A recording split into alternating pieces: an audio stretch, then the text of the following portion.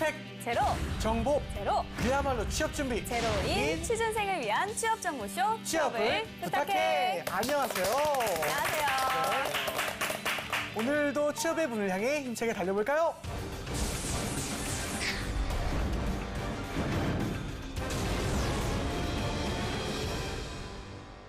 본격 취준생 토론 배틀쇼. 취준생들이 알고 싶어하는 진짜 이야기를 들려드립니다. 취업에 관한 고정관념과 편견을 완전히 깨드리겠습니다. 준, 남. 나. 네, 오늘도 취준진담 함께해 주실 강현규 대표님, 정철상 교수님 모셨습니다. 어서 오세요. 안녕하세요. 반갑습니다. 안녕하세요. 네, 그리고 서울대학교 토론 동아리 다담회 학생들 자리했습니다. 네. 냉철한 토론을 보여준 정성백 학생과 네. 그리고 꽃미녀 토너너 한채연 학생 모셨습니다. 어서 오세요. 반갑습니다. 안녕하세요. 재하 씨, 네. 지난달 2016년 지방직 공무원 9급 네네. 필기시험이 치러졌는데요. 네네. 서울시를 제외한 16개 시도에서 일제히 치러진 시험이라고 합니다. 네네네. 총 21만 2,983명이 지원했다고 하는데요. 아, 장난이네요. 이 중에서 몇 명이 뽑혔는지 혹시 아세요? 몇 명이 뽑혔는지 모르는데 제가 이거의 정확한 수치를 알고 있습니다. 오. 128대 1이었습니다. 오, 네, 정말요? 그래가지고, 네, 제가 기사에서 봤는데 네. 그런 댓글이 배부리더라고요. 이 중에 127명은 1년을 더 해야 되는 것이구나라는 그런 안타까운 소식을 들었습니다. 네네. 정확히 말하면 정확히는? 11,359명을 뽑는다고 해요. 아, 그럼 경쟁률이 20대 1이고요. 120대 1이 어디서 아니라 뭐 보고 보신 거죠? 잘못 본 것 같습니다. 어마어마하네요, 정철승 교수님. 네네. 네. 생각보다는 사실 우리가 이제 심한 서울시 공무원 같은 경우에는 50대 1 정도 이렇게 나왔었는데요. 아마 특정 부분에서는 100대 1까지도 나오는 부분이 있을 것 같습니다. 네. 근데 이 공무원은요, 사실 이 공기업만큼 연봉은 그렇게 높지 않지만 일단 신분이 보장되잖아요. 또 두 번째는 안정성이 있잖아요. 사실 저희가 IMF 때까지만 해도 한번 들어가면 나 평생 있어야 되겠다 이런 생각을 했거든요. 근데 그 이후로 정말 열심히 하는 선배들이 나가는 걸 보면서 그 로망이 깨졌죠. 네. 그렇군요. 그러면서 많은 젊은이들이 이제 직업 안정성을 추구하기 시작했습니다. 네. 그래서 공무원이 인기가 최고가 된 거죠. 네. 이 공무원 시험을 준비하는 취준생들이 많아진 만큼 네. 저희 취준진담에서 공무원 시험에 대해서 안 짚고 넘어갈 수가 없겠죠. 그쵸. 그래서 오늘은 공시생, 공무원 시험을 준비하는 학생들에 대한 키워드를 준비해 봤습니다. 네. 자, 먼저 첫 번째 키워드 공개해 주시죠. 자, 내 꿈은 공시생. 첫 번째 키워드는 무엇일까요? 과연 짜잔, 순시생. 순시생 무슨 말일까요? 그러게요. 어떤 뭐 줄임말이겠죠, 이런 것도 약간. 순수하게 뭐 준비하는 학생 뭐 이런 거. 순서를 기다리는 뭐 이런 거 순서를 아니에요? 기다리는. 순진한 학생이죠. 순진하게 시험을 보면 될 거라고 생각하는 학생. 뭔가요, 이 순시생이? 네, 순시생이라고 네. 한다면 이제 순경을 준비하는 학생이라는 뜻이에요. 네. 근데 이게 특징이라고 한다면 예. 공무원 시험 중에서 유일하게 땡땡과는 경쟁하지 않는 시험이거든요. 땡땡? 네, 혹시 여자? 네 맞습니다. 그쵸. 네. 남자들이 거의 많이 지원하잖아요. 예. 여자 경찰도 있죠. 그쵸, 여경. 네, 근데 여경 시험이 따로 있기 때문에 여자들과는 경쟁을 하지 않는다고 예, 알려져 있습니다. 그래서 네. 남성분들 같은 경우에는 요즘에 공무원 시험에서 워낙 여풍 현상이 거세다 보니까 네. 이런 시험이라면 좀 더 유리하지 않을까라고 생각하는 남성들이 많아지고 있다고 합니다. 알겠습니다. 여풍 현상이라고 했는데 실제로 어느 정도인가요? 네, 올해 국가공무원 9급 필기시험이 치러졌었는데요. 무려 52.9%가 여자 응시생이었다고 합니다. 그래서 합격자 비율에서도 남성 합격자와 5% 정도의 차이를 보인 것으로 밝혀졌습니다. 그렇군요. 이런 현상에 남성을 보호하는 기현상까지 벌어졌다고요? 네, 작년 9급 공무원 교육행정직 같은 경우는 남성 합격자가 23.9%에 그쳤거든요. 그래서 네. 양성평등 채용 목표제를 적용을 해서 남성 10명을 추가 합격시켰습니다. 그 양성평등 채용 목표제가 뭐예요? 네, 한쪽 성비가 학력성비가 합격자의 70%를 넘지 않도록 하는 제도입니다. 남성 군가산전 제도가 폐지되고 역차별 얘기가 나왔었는데 이 제도를 통해서 어느 정도는 보정이 되고 있다라고 합니다. 근데 정말 23.9%면 어마어마하게 좀 차이가 나는 것 같아요. 그렇군요. 왜 이렇게 여성이 공무원 시험에 좀 유리할까요? 여성은요, 네. 목표 지향성이 정말 뚜렷해요. 어. 또 하나는 암기력이 정말 뛰어납니다. 이 암기력이 어디서 오냐면 순간적인 집중력이 뛰어나거든요. 그래서 여성들이 시험을 잘 봐요. 네. 실제로 남자들이 이렇게 자극에 민감해서 어떤 네. 활동적인 성향이 강하다 보니까 어떤 학업에 대한 지속성이 없고 좀 외부의 자극에 이제 민감하게 반응하다 그런 부분이 있고요.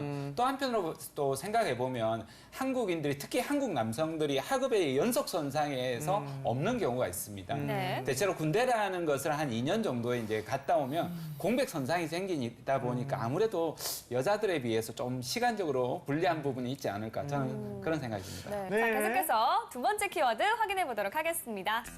자, 내 이름은 공시생 두 번째 키워드. 자, 170만 원.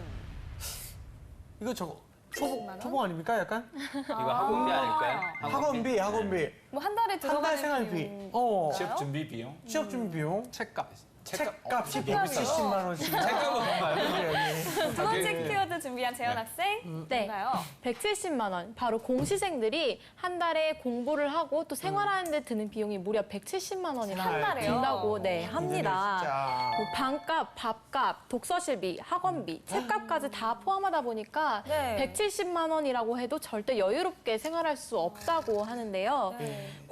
고시원에서 살다 보면 한 달에 그 방값만 30에서 50만 원, 네. 그리고 학원비도 4, 50만 원, 네. 또 밥도 해봐야 한 끼에 3,000원, 4,000원짜리 고시식당을 이용하는데도 불구하고 다 합치게 되면은 170만 원이라는 비용이 들게 되는 것이죠. 진짜 좀 마음이 아픕니다. 처음에 그 생활비 170만 원이라고 했을 때 왜 이렇게 돈을 많이 쓸 수 있다. 왜 170만 원이라는 돈이 그래도 적은 돈 아니지 않습니까? 네. 근데 이것도 아껴서 쓰는 거였네요. 정말 네. 속상합니다. 공시생들 학원비가 정말 어마어마합니다. 네. 수강비가 얼마 정도인가요?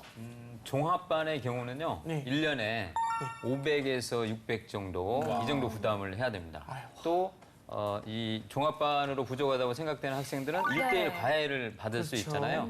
1대1로 과외를 받으면 약 2천만 원 정도가 들어요. 와. 그 정도 돈이면 뭐 대학교도 졸업하시는 돈입니다. 예, 이 고시 합격한 고시생에게 지도를 네. 받는 경우에는 월 2, 300을 부담해야 되거든요. 그러니까 어마어마한 비용이죠. 그 저희 때는 네, 이렇게 맞습니다. 학원을 가는 게 아니라 대체로 네네. 이제 깊숙한 산 속에 절로 들어가서 거기에서 공부를 했었다라는 사실 이런 맞아요. 그렇게 했었는데 이게 몇 천만 원이나 비용을 들이고 그쵸. 이렇게까지 하는지는 몰랐네요. 이게 돈 때문에 꿈을 포기하는 일은 없어야 하는데 이런 일이 계속 일어나고 있는 것 같아서 정말 가슴이 아픕니다. 네. 이런 학생들을 위한 대책도 마련이 됐으면 좋겠습니다. 자, 그럼 마지막 키워드 한번 살펴보도록 하겠습니다. 내 이름은 공시생 세 번째 키워드. 과연? 사육신 공무원. 사실 노량진에 있잖아요. 네. 그러다 보니까 주변에 고시텔, 그다음에 뭐 이 고시원 네. 이런 데 있는 학생들이 이제 저녁이 되면 6시가 되면 네. 또 조명도 좋고 하니까 이제 손잡고 하나씩 나옵니다. 그래서 아니 데이트하러 간단 말이에요. 예. 아, 세상에. 여기가 이제 우리 그 주변에 있는 고시생들의 네. 데이트 장소로 잘 활용이 되고 어머나. 있거든요. 네. 네. 이게 참 아니 이 중신들이 잠들어 있는 이런 엄숙한 곳에서 이게 연애를 한단 말입니까? 저는 이 서울 살면서 한 번도 못 가봤는데 분위기가 많이 좋은가 봅니다. 네, 예. 그러니까 조명이 정말 예쁘고 야경이 엄청 아름답고 가봤어요? 소문이 났다고. 가봤어요? 가본 사람만이 할 수 네, 있는 그렇네요. 네, 네. 거기 연인길이라고 또 있는데요. 네, 연인끼리 네, 한번 가보시길 추천드리겠습니다. 가봤냐고요, 연인이랑 가봤어요. 네, 그건 연인이랑? 노코멘트 하겠습니다. 이미 가본 걸로 본인이 보실 거예요. 네, 재현 학생 너무 잘 알아서 네. 뭔가 의심이 드네요. 그러게요. 네. 자주 가봤나 봐요. 당연하게 자주 가는 게 되고. 뭔가 사연이 있는 거 그러니까 아니오라고 해야죠. 네, 알겠습니다. 얼마 전에 우리 취준생도 연애를 해야 한다고 이제 토론을 한번 했었잖아요. 네, 맞아요. 근데 고시생도 연애를 해야 한다 토론해야겠습니다. 예, 그럼요. 하시죠. 뜨거운 아이, 설전이 예상이 됩니다. 장난 아닐 거예요. 네. 연인길 걸어야 지나가도 돼. 되거든요. 네, 뭐라고요? 연인길 한 번씩 꼭 걸어봐야 그러니까, 되거든요. 그러니까 경험담을 얘기하는 말이에요. 이렇게 얘기할 거면 혹시 털어놓고. 토론 때 한번 예, 알겠습니다. 예. 알겠습니다. 네.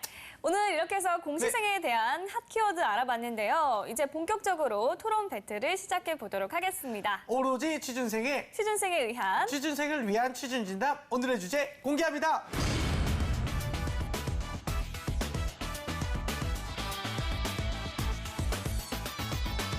네, 오늘의 취준진담 주제는요. 정말 현실적인 주제네요. 계속되는 시험 낙방, 꿋꿋이 제도던데 포기하고 취업입니다. 오늘의 주제가 거의 진짜 현실적인 것의 거의 끝판왕 수준이군요. 먼저 일단 취준진담 그 제작자 사연이 도착했습니다. 네. 이제 어떤 사연인지 한번 볼게요. 올해 졸업한 취준생, 아니 공시생입니다. 대학교 3학년 2학기부터 공무원 시험을 준비했는데요. 오마이갓! 또 탈락이야! 또 떨어진 거야! 재현아, 왜 그래? 나 떨어졌어. 이번에는 붙을 줄 알았는데. 토닥토닥 힘내. 우리에겐 아직 젊은 미래가 있잖아. 우리 아버지 정년이 다 되어 가시는데 내 학원비 보시려고 진짜 우리 어머니 잠도 못 주무시고 맨날 나 밤에 올 때까지 기다리시고 나 이제 어떡하냐? 아니, 지금부터 취업 준비해서 내년 상반기에 취업하면 돼. 취업 준비? 응. 공부 안 하고? 또 하게? 야, 언제 될지도 솔직히 모르는데 경쟁률도 너무 세고 공부 열심히 하는 애들도 너무 많아. 빨리 노선을 바꿔야지. 아니야. 나 2년 동안 했는데 나 1년만 더 하면 진짜 할 수 있을 것 같아. 그렇게 10년 동안 하고 있는 선배도 있다.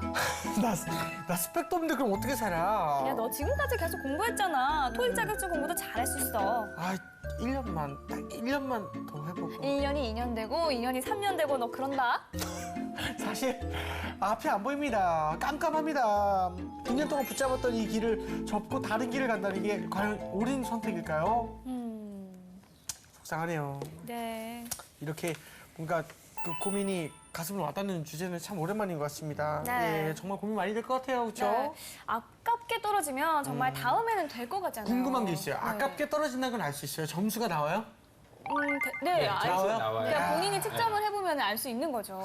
그렇죠. 그 조금만 더 하면 되지 않을까 이런 마음이 생길 것 같은데 그쵸. 문제는 그런 마음을 가지고 하는 사람들이 한둘이 아니라는 거죠. 맞습니다. 지금 사실 공무원 시험 필기 합격자 발표가 이제 났고 앞으로 계속 이제 날 예정이잖아요. 이런 현실적인 고민을 하는 친구들이 굉장히 좀 많을 것 같다라는 생각이 드네요. 네, 그래서 오늘의 토론 정말 중요합니다. 네. 다들 자신의 일이라고 생각을 하고 토론을 해주시길 바라겠습니다. 맞아요. 자, 그럼 본격적으로 토론 시작해 보겠습니다. 먼저 꿋꿋이 재도전 팀부터 1분 발언 시작하겠습니다. 네, 공무원 준비 외길팀 1분 발언 시작하도록 하겠습니다. 네. 우선 공무원 준비를 해야 되는 이유를 알아보면요. 아마 공무원이 되었을 때 이점을 한번 다시 생각해보면 가장 큰 이유가 될 거라고 생각을 합니다. 다른 직업군에 비해서 고용 안정도 있을 수 있고요. 아니면 뭐 워크라이프 밸런스라고 해서 이런 걸로 대표되는 뭔가 업무 강도도 있을 거고요. 마지막으로 연금 같은 부분이 굉장히 큰 것을 차지하기 때문에 이런 부분을 생각해 본다면 준비를 좀 더 해야 되는 이유가 될 수 있을 거라고 생각을 합니다. 또 공무원 시험 같은 경우에는 다른 진로에 비해서 내가 지금 투자하는 노력이 결과에 직결되는 가장 정확한 방법이라고 생각을 합니다. 그래서 취업 같은 경우에는 지금 어떻게 할 수 없는 학력이나 학벌 같은 경우가 굉장히 큰 영향을 미치는데요. 공무원 시험 같은 경우에는 지금 열심히 노력한다면 그래도 합격에 이르는 결과를 만들 수 있기 때문에 충분히 가능성이 있고 할 만한 가치가 있다는 것을 말씀드리고 싶습니다. 네. 네, 잘 들었습니다. 이번에는 취업으로 노선 변경팀 1분 발언 시작해 주시죠. 네, 안녕하십니까. 취업으로 노선 변경을 해야 된다 팀 1분 발언 시작하도록 하겠습니다. 계속되는 경제 불황 속에서 많은 젊은이들이 안정성을 찾아서 공무원 시험에 도전을 하고 있습니다. 얼마 전 학생들이 선호하는 직업 1위에 선정되기도 했는데요.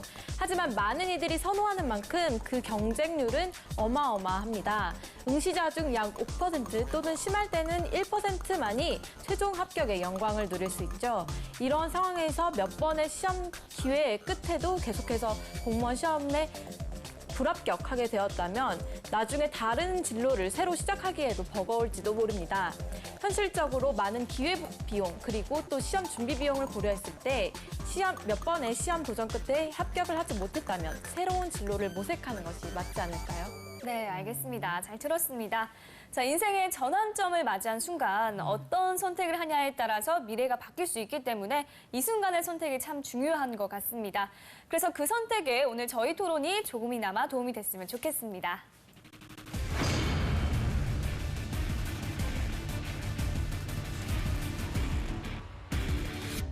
네, 청백 학생부터 시작해 주시죠. 네.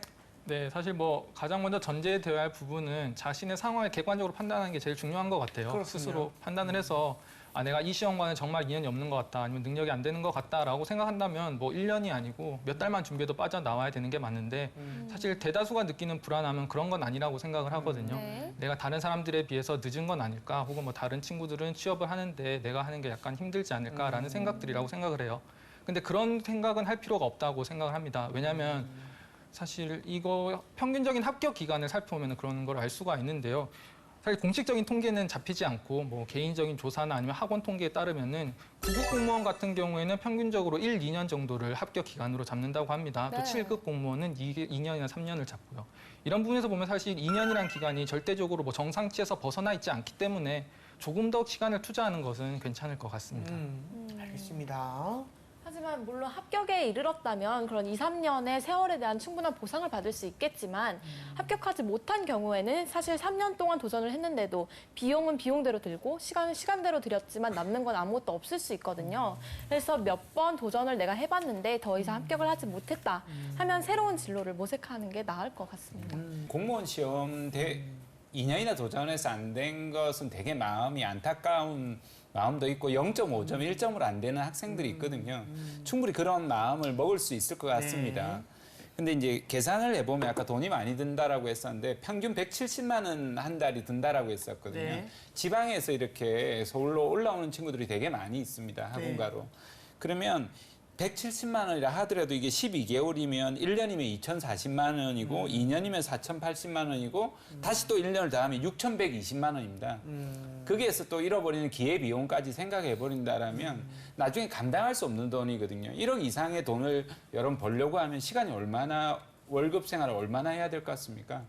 10년은 해야 되거든요. 맞아요. 공무원 준비의 장점은 스펙을 보지 않는다는 거예요. 지금처럼 스펙을 많이 보는 시대에 완전한 열린 채용을 하고 있습니다. 따라서 본인이 노력하면 얼마든지 본인의 실력을 통해서 합격할 수 있는 데가 공무원이거든요. 따라서 2년이라는 시간은 결코 긴 시간이 아닙니다.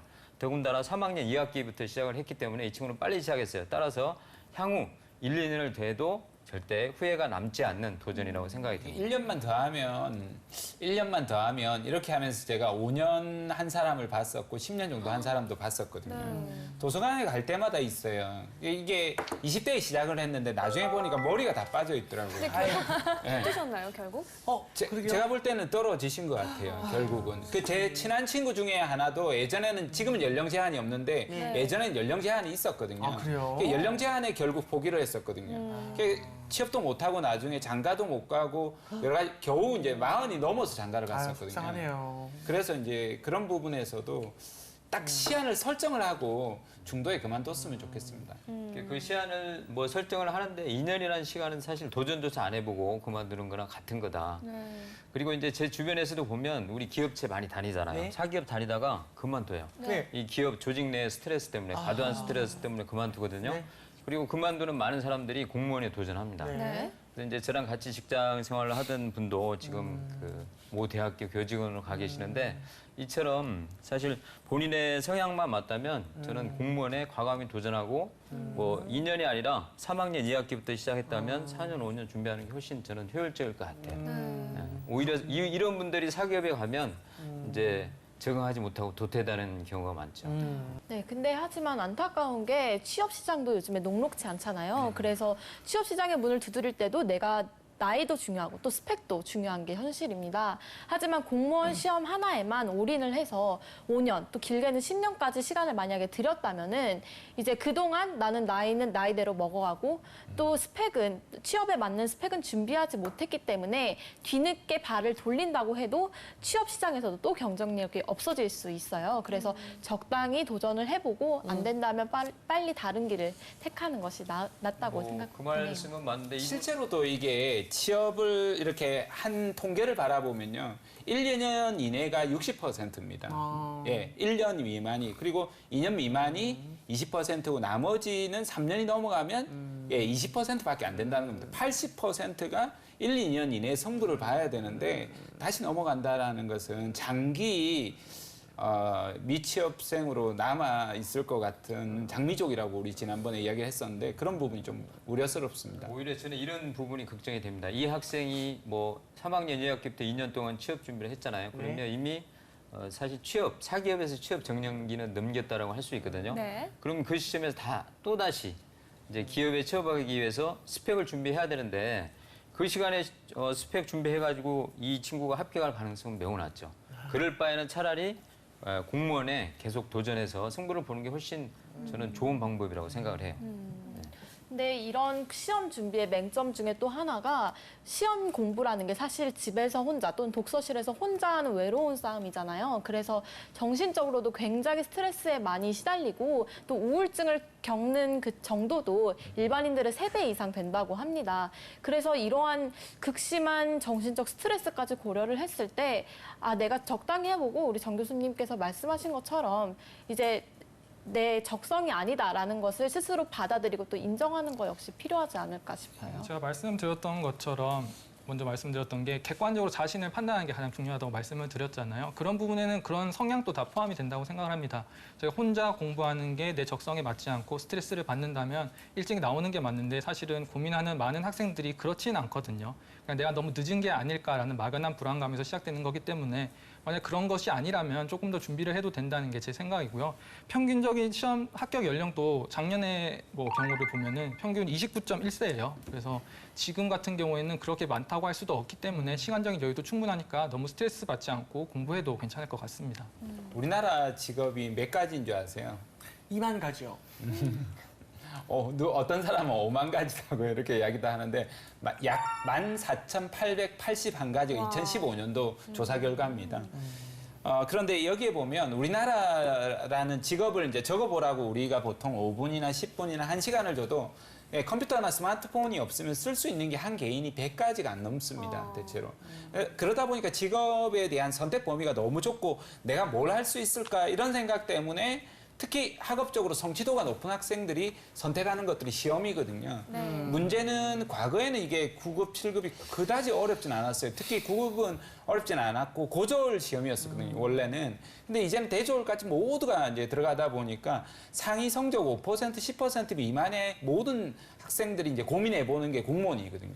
취업이 어렵다 보면. 그러다 보니까 경쟁률이 너무 올라가 버렸어요. 네. 예, 그러다 보니까 조금 더 직업에 대한 범위를 넓혀버리면 훨씬 더 할 수 있는 일이 있는데 이렇게 포기를 해버리면 내가 다른 일을 못하지 않을까라는 두려움 때문에 그냥 매달려 있어요. 공무원은 일단 우리 부모님들도 사실 그런 말씀 많이 하시잖아요. 네네네네. 야, 공무원이나 해라. 이 얘기는 상당한 의미가 있는 겁니다. 우리 부모님들께서 직장 생활을 해보시고 사회생활을 해보시다 보니까 정말 공무원의 장점이 크구나.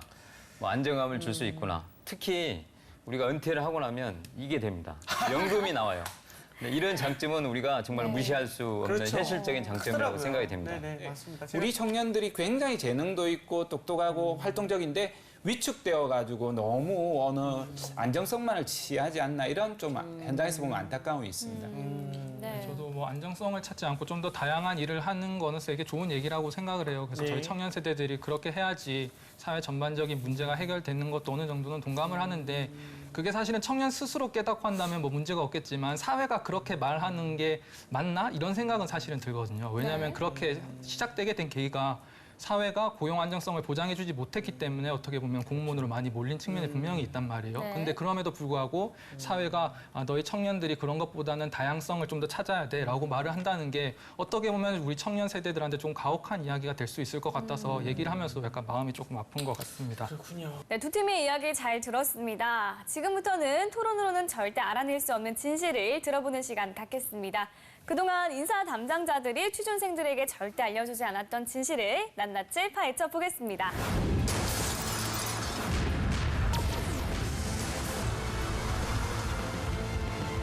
네, 두 대표님 오늘은 꼭 진실만은 말해주시기 바랍니다. 네. 자, 먼저 선백 학생이 우리 정철사 교수님께 질문 부탁드립니다. 네, 공무원 시험 준비를 하기에 2년은 너무 짧은 시간이다.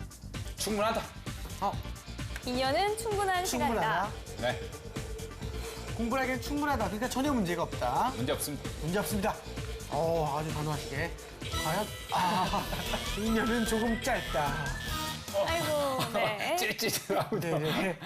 2년은 저는 개인적으로는 충분하다고 봅니다. 네, 시한을 설정하기가 딱 좋은 시간이 2년이라고 봅니다. 1년에서 2년이라고 주로 제가 학생들한테 이야기하기 때문에 그동안에 전력을 다해서 하고 했다라면 깨끗하게 포기해도 그 다음에 더 일을 잘할 수 있다라고 생각합니다. 네, 알겠습니다. 알겠습니다. 자, 이번에는 재현 학생이 1, 2년은 아까 아니라고 하셨으니까 그러면 3년을 준비했는데 떨어졌으면 포기해야 된다? 3년 준비. 아니다. 포기하면 안 된다. 포기하면 안 된다. 끝까지 해야 가야 된다. 1년은 더 해야 된다. 4년을 해야 한다. 포기하다는 4년 힘들다. 게좀 매정하시네요. 저는 3년은 조금 적은 것 같고요. 일단 정말 공무원이 한번 되려고 마음 먹었다면 뭐 4년까지는 조금 그것도 일찍 어디서 나오는 거예요? 네, 시작했다면 대신 5년은 아닌 것 같고 이제- 3년도 아닌 것 같고. 예. 부모님한테 손 벌리지 말고 본인이 조금 알아서 해야 되겠죠.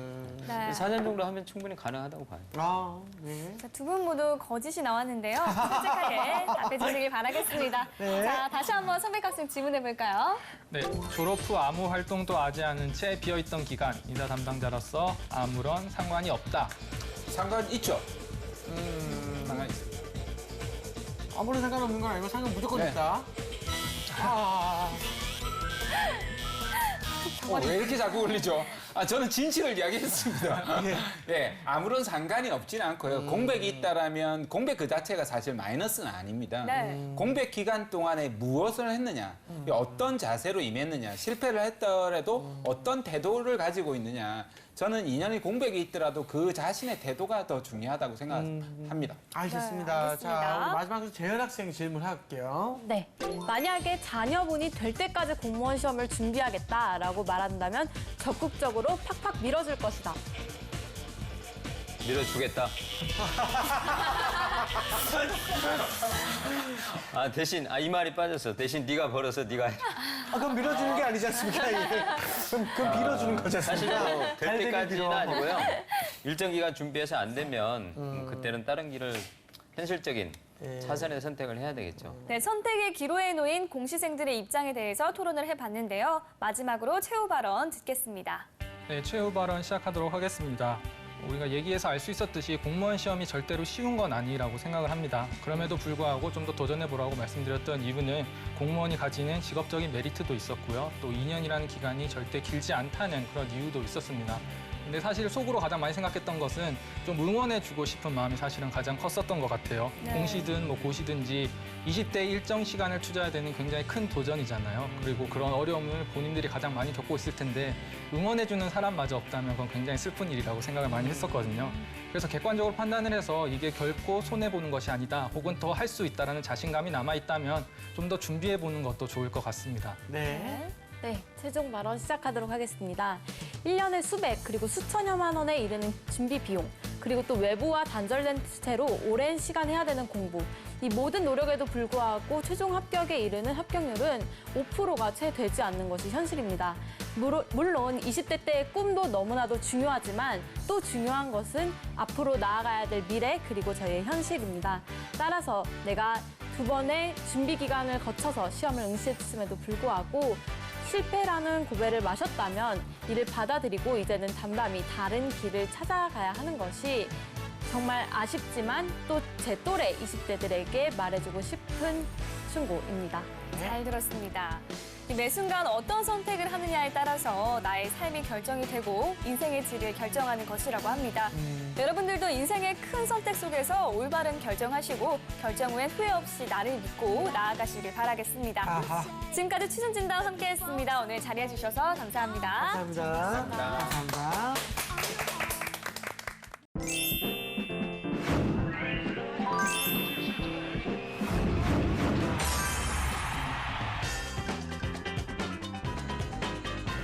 대한민국 영어에 미쳐라.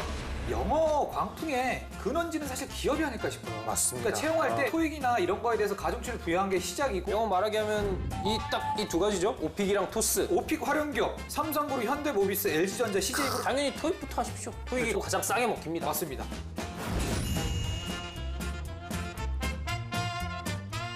취준생들에게 다른 부담이 되는 것 중에 하나가 바로 영어 면접입니다. What do you want to get for this work? I'm Free talking 위주입니다. Free talking. 이렇게 유노나 아니면 I think 막 이런 식으로 하는 게 있더라고. Why do you want to work here? Good. Good company. 굿 컴퍼니. 좋은 대답입니다.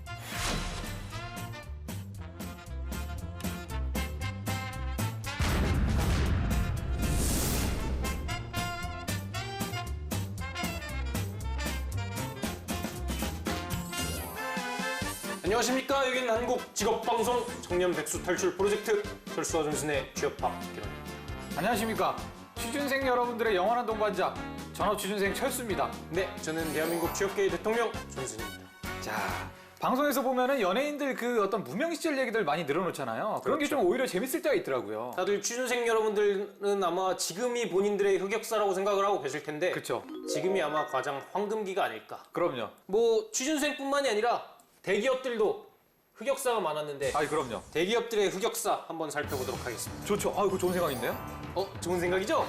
첫 번째, SPC 그룹. 찬바람이 싸늘하게 귓뺨을 찬바람이 싸늘하게 두 뺨을 스치면 찬바람이 싸늘하게. 네, 그래서 SPC 그룹. SPC 그룹엔 진짜 다양한 외식 브랜드가 있죠. 그렇죠. 여러분들이 잘 아시는 던킨 도넛. 이것도 파리바게뜨. SPC고. 그리고 파리바게뜨가 제일 유명하고. 삼립, 샤니 이런 그러니까 것도 이제 삼립. 여기서 하는 거죠. 삼립이 SPC의 S가 삼립이죠. 여기서 근데 하나 실패한 브랜드가 하나 있습니다. 2011년 잠바주스. 그 잠바주스는 2011년에 론칭을 해가지고 이게 미국 스무디 업계에서 1위인 브랜드라고 그래요. 스무디 킹이 아니었나? 근데 이 잠바주스라는 게 그 우리나라에서는 이게 유명하지가 않은데 이게 외국에 어학연수나 뭐 워킹홀리데이 갔다 온 사람들한테는 이 브랜드에 대한 향수가 엄청 심하다 그러더라고요. 그래서 정작 런칭을 했는데 망한 거죠. 과일 주스 브랜드에 대한 향수라 그러면은 그 지역에 있는 과일에 대한 향수지. 이 생과일 주스 과일 주스 과일 갖다가 그냥 갈아가지고 만드는 건데 그리고 뭐 너무 이렇게- 비싸. 예, 맞아, 과일 너무 주스라기보다는 비싸. 스무디 같은 게 유명하죠. 그러니까 무슨 특색이 있는지 모르겠는데 너무 비싸더라고. 한 번 가보고 이게 안 가게 되더라고. 너무 비싸니까. 그래서 두 번째는 농심. 라면 시장 부동의 1위인 농심의 실패 사례가 있는데 그건 철수 씨가 한번 읽어보실까요? 자, 농심 같은 경우에는 라면 쪽에서는 거의 불패라고 불릴 만큼 거의 뭐 전적이 화려한데요. 이 커피 시장에서는 한번 고배를 시원하게 들이켰다 그러더라고요. 강글리오라는 브랜드, 저도 들어본 것 같아.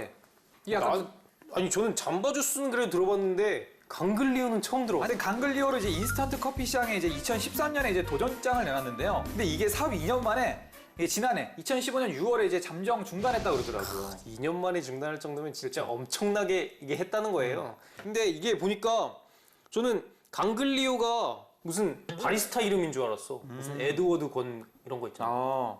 강존슨 이런 거. 그게 무슨 뜻인지 모르겠지만 근데 여기 보니까 강글리오 사이드 성분을 함유해서 강글리오. 이름도 아니 이게 너무 위기가 없다 보니까 이런 식으로 좀 그래. 안전망으로 가는 것 같아.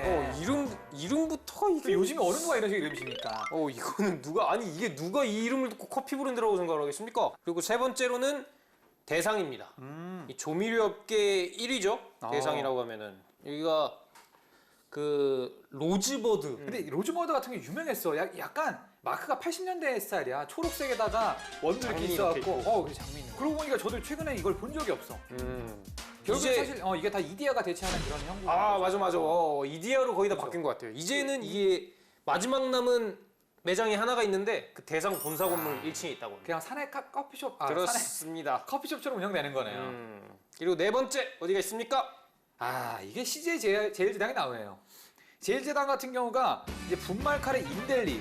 이게 사실은 오뚜기가 국내에서 이제 그 3분 카레 아니면 뭐 그런 방어드 카레 그렇지. 이런 게 있으니까 3분 카레 진짜 대단하죠. 그 맨체스터 유나이티드가 이렇게 쌈분. 그죠. We love 쌈분 해가지고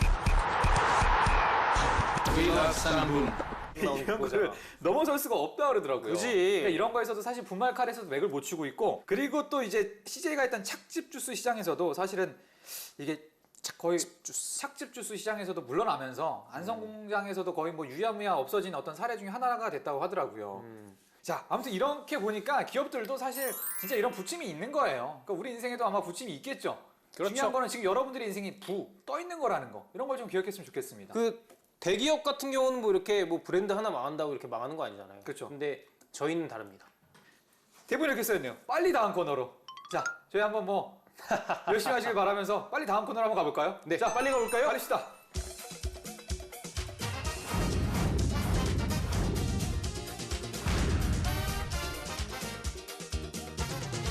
남자들끼리 모인 자리에서 빠지지 않는 이야기들 있죠? 예쁜 여자 손님 먹이기, 아름다운 여자 순 먹이기. 귀여운 여자 손님 얘기. 네, 저희의 취업 인생을 순위를 정해보면 어떨까요? 순위 정한 남자 순정남. 네. 야, 아직까지 저희가 순위를 매길 게 남아 있는지 모르겠지만 귀신같이 이 순위 매길 걸 찾아서 오는 박수님? 박사님, 순위 박사님. 그래, 우리 저희가 이번 주 순위는 뭔지 뭐를 찾았는지 한번 저희가 알아보죠. 자, 이번 뭡니까? 주 주제입니다. 취준생 시절 내가 취업하게만 해봐라. 벼르며 이를 그렸던 순간. 내가 취업하게만 해봐라 다시. 취준생 시절 내가 취업하기만 해봐라. 아니 조금 더. 이를 갈았던 순간. 네. 저 같은 경우는 존슨의 베스트 3. 탑 3, 3위 뭐죠? 3위는 엄마 아빠가 방 뺀다고 하셨을 때. 그러니까 제가 뭐 다들 아시겠지만 제가 자취 생활을 하면서 이렇게 취준을 했었는데 그때 계속 뭐 그때 취준을 핑계로 좀 놀고 있어서 첫 회사 이렇게 딱 관둔 다음에 한 1년 동안 놀고 있었잖아요. 그러니까 엄마랑 아빠가 화가 나셔가지고 너 계속 이렇게 살 거면은 방 빼버리겠다. 그래서 돌아와 그랬는데 제가 막 이렇게 가가지고 엄마 아빠한테 이렇게 막 편지 쓰고 그랬어요. 사업 계획서 보여드리죠. 그때 창업 준비했잖아요. 보여드렸어요. 그래요? 그거 보여드리면서 이제 막 이렇게 어버이 전상서 막 이렇게 해가지고 막 이렇게 막 별짓 다 했네요. 별짓 다 했어. 구체하게. 뭐 그 정도로 자기 집 지킬 수 있으면 이게 뭐 남는 정서죠. 자, 2위 확인해 볼까요? 2위. 2위 같은 경우는 술을 얻어 먹었을 때입니다. 이거 좋은 거 아니에요? 그러니까 얻어 먹으면서 저는 늘 그런 생각했죠. 이를 갈았어? 이 자식들 내가 취업하기만 해봐라. 진짜 내가 다 사줘 버릴 테니까. 그래요? 그래요? 나도 사줄 걸. 그러고 보니까 철수 씨는 그런 생각 전혀 안 해보셨나 봐요. 근데 진심이에요? 술을 얻어 먹을 때 내가 사줘야지 이런 생각 했어요? 그럼요. 그래요? 자, 받으면은 100% 되는 거 아닙니까? 자, 그럼 다음 1위 한번 소개해 보죠. 1위는 뭐 당연하지만 불합격 떴을 때. 불합격 떴을 때? 불합격. 불합격 떴을 때. 아, 회사에서 불합격 뜨면은 뭐 그냥 이건 너무 뻔한 대답을 1위로 만들었네요. 뻔한 게 1등이죠. 아니, 불합격 받았을 때 이를 간 대상이 뭐야? 기업이야 아니면 다른 자기 말고 붙은 취준생이야? 나 자신? 왜 이렇게 못났을까? 예를 들어 이런 거예요? 그렇지. 내가 이 기업에 맞는 인재가 아니었구나. 저도 공감이 갑니다. 사실은 이게 취업이 떨어지면 잠을 못 이뤄. 그러면서 드는 생각은 내가 그때 그랬어야 되는데. 그지. 내가 몇 점에서 그 계속 복귀하게 되잖아. 이 바보 같은 녀석 이러면서 머리 한 번씩 쥐어박고 이불 차고 이런 경우가 있잖아요. 그런 아쉬움들이 주마등처럼 스쳐 지나갑니다. 그렇습니다. 지금 여러분들처럼 그 서류 광탈만 하신 분들은 몰라요. 이게 최종 면접에서 탈락했을 때 그 느낌은 정말. This is where we fight. This. 저 연기 잘하죠. 잘하네. 제가 톤이 좀 살아나죠. 그럼 철수 씨의 베스트 3 알아볼까요? 자, 3위. 자, 결혼식장 갔을 때. 사실 저보다 뭐 1, 2년 정도 먼저 취업하는 친구들은 저 이제 취준생일 때 이제 결혼을 먼저 하잖아요. 그렇습니다. 저는 이제 혼자 가는 게 아니고 이제 제 애인이랑 가니까 사실 애인도 사정이 넉넉진 않으니까 밥 얻어 먹으러 제가 그냥 어떻게 보면 그지 왕초처럼 내가 오늘 저 포식 한번 시켜주마 이러고 데려가는 거지. 근데 사실 돈이 없잖아. 그래서 한 3만 원 정도나 5만 원 정도 꺼내서 이렇게 이름 없이 그냥 이렇게 넣고 식권 받아온 경우가 있었거든요. 그 정도는 그래도 안 내진 않았네요. 옛날에 3만 원 정도 그랬는데 한 번은 걸렸어. 3만 원 넣고 그러니까 식권 2개 받으니까 저기요 잠시만요 이러는 거야. 이름이 어떻게 되세요 이러는 거야. 그 뭐야 낸 거에 따라서 이게 달라진다고? 아니 그게 아니라 거기서 이제 금액을 쓰고 이름을 적어야 되는데 내가 이제 넣어버리는 거를 그 다음에 여기 3만 원이요. 그런 다음에 식권 이렇게 딱 3만 가져오라고. 원 내신 분 이러면서 이렇게 하는 거야. 여기 3만 원 내신 분 둘에게 식권 좀 갖다 주세요. 뭐 이런 건가? 그게 아니라 식권 2장 받아갔는데 여기 식권 2장 받아가신 3만 원 내신 분 예를 들어 이런 식으로 풀어서 얘기를 하더라고. 그게 그 뭘 아니야? 아니 그러니까 그때 약간 사람들이 쳐다보면서 뭐 쳐다보진 않을 수도 있죠. 근데 약간 내가 이놈들 이거 충분해버려 진짜 이런 생각이 좀 들었죠. 그래 뭐 그건 그럴 수 있겠네요. 근데 옆에서 제 애는 그냥 아무렇지도 않은 듯이 자기 부르는 것 같은데 약간 이런 식으로 대답을 하길래 그래. 정말 남 속도 모르고. 아니 잘 대처했네. 자, 그다음 2위. 그렇죠. 자, 명절 때입니다. 이건 그렇지. 뭐 다들 공감하실 거야. 그렇지. 너무 뻔한 거 쓰셨네. 뻔하지 않아요. 제 대답은 다릅니다. 어른들께서 이제 뭐 시험 잘 돼가고 뭐 어디 뭐 들어갔어 이런 걸 물어보는 게 불편한 게 아니고 이제 그 어린 친구들이 삼촌 돈 달라 그럴 때 내가 그게 그렇게 좀 싫더라고요. 그래서 내가 이제 시험만 해봐라. 그러면 돈 진짜 펑펑 들이고. 아니 안 가려고. 취업했으면 안 가도 되는 건데. 취업학 가가지고 이렇게 어른들께 돈도 좀 드리고. 그래요? 그 돈 모아다가 다 지금 어디다 썼습니까? 자, 정답은 1위 나옵니다. 자, 1위. 1위. 버스 끊겼을 때 분명히 저도 잔고가 있거든요. 근데 이거를 택시를 못 하겠는 거야. 왜냐면 이게 기약이 없잖아. 언제 다시 이게 또 입금이 된다는 기약이 없으니까 아 그래 택시 막혀서 한 달 더 연명하자 이런 식으로 그냥 걸어가고 보통 홍대 합정에서 놀면 집까지 걸어가면 2시간 걸리더라고요. 그냥 양화대교 건너서 걸어가고 뭐 이런 적이 많았죠. 뭐 그렇죠. 그 정도면 걸을만 하지. 건너면서 이렇게 막 이렇게 콧물 막 이렇게 흐르고 눈물들이 이렇게 흘러가면서 내가 진짜 춤을 해버려. 아이고. 자 그럼 두 번째 순위 한번 알아볼까요? 자 네. 두 번째 내가 받은 최악의 면접 질문. 그 최악의 면접 질문에 대해서 어떻게 대처했는지 철수 씨 베스트 3 한번 얘기해 볼까요? 자 3위입니다. 3위 아버지 뭐 하시나 물어봤을 때. 근데 저는 사실 처음에 그냥 솔직하게 얘기 드렸어요. 뭐 사업하신다 이랬더니 너무 관심을 보이는 거야. 어디서 하세요? 아 그렇지. 그러니까 그게 뭐 자기가 하고 싶어서 한다기보다도 어떤 이 사업 규모나 이런 거에 대해서 너무 궁금해하는 거야. 그러니까 뭐 그거 나만 물어본 게 아니고 예를 들어 어떤 아버지께서는 뭐 은행 지점장이다. 그럼 뭐 어느 지점이냐? 아니 이거 일반적인 면접에서 왜 저렇게까지 깊게 물어볼까? 이런 약간 의문은 들었죠. 2위 뭡니까? 웃겨봐라. 이런 질문이라기보다 요구사항 있잖아요. 면접 때 한번 웃겨보세요. 예를 들어 이런 식으로 했을 때 그런데 말입니다. 우리는 익명의 제보자들로부터 충격적인 사실을 들었습니다. 이걸 왜? 이거 그러니까 약간 저도 들어본 것 같아. 생각해 보니까 진짜 아니 요즘도 있을 것 같은데 막 그런 거 있잖아. 막 아유 한번 웃겨보세요. 뭐 피곤해 약간 이런 식으로. 아 점심 먹고 피곤한데 한번 뭐 웃겨들 보세요. 약간 이런 식으로 나오는데 아 당황스러운데 저는 그래도 좀 과감하게 제가 그 전에 유머 사전을 좀 봤거든요. 그래서 그거를 써먹었는데 그게 뭐 보기 좋게 들어갔죠.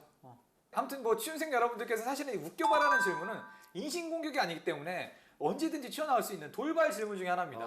맞습니다. 이거 같은 경우는 진짜 요새도 꽤 많이 횡행하고 있는 걸로 알고 그렇죠. 있어요. 여러분들께서도 뭐 이런 거에 대처하기 위해서는 솔직히 이런 거는 젊은 분들은 안 물어봅니다.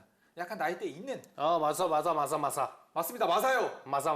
그러니까 약간 네이버에서 최불암 시리즈나 만들기 시리즈. 만들기 시리즈나 아니면 그 유머 시리즈를 찾아보면은 그런 게 있어요. 자가용의 반대말 커요. 뭐 이런 거 있잖아. 이거 준비하느라고 또 하나 외우고. 아니 몇 가지 외운 게 있죠. 어부들이 제일 싫어하는 가수는 배철수. 뭐 이런 거 있잖아.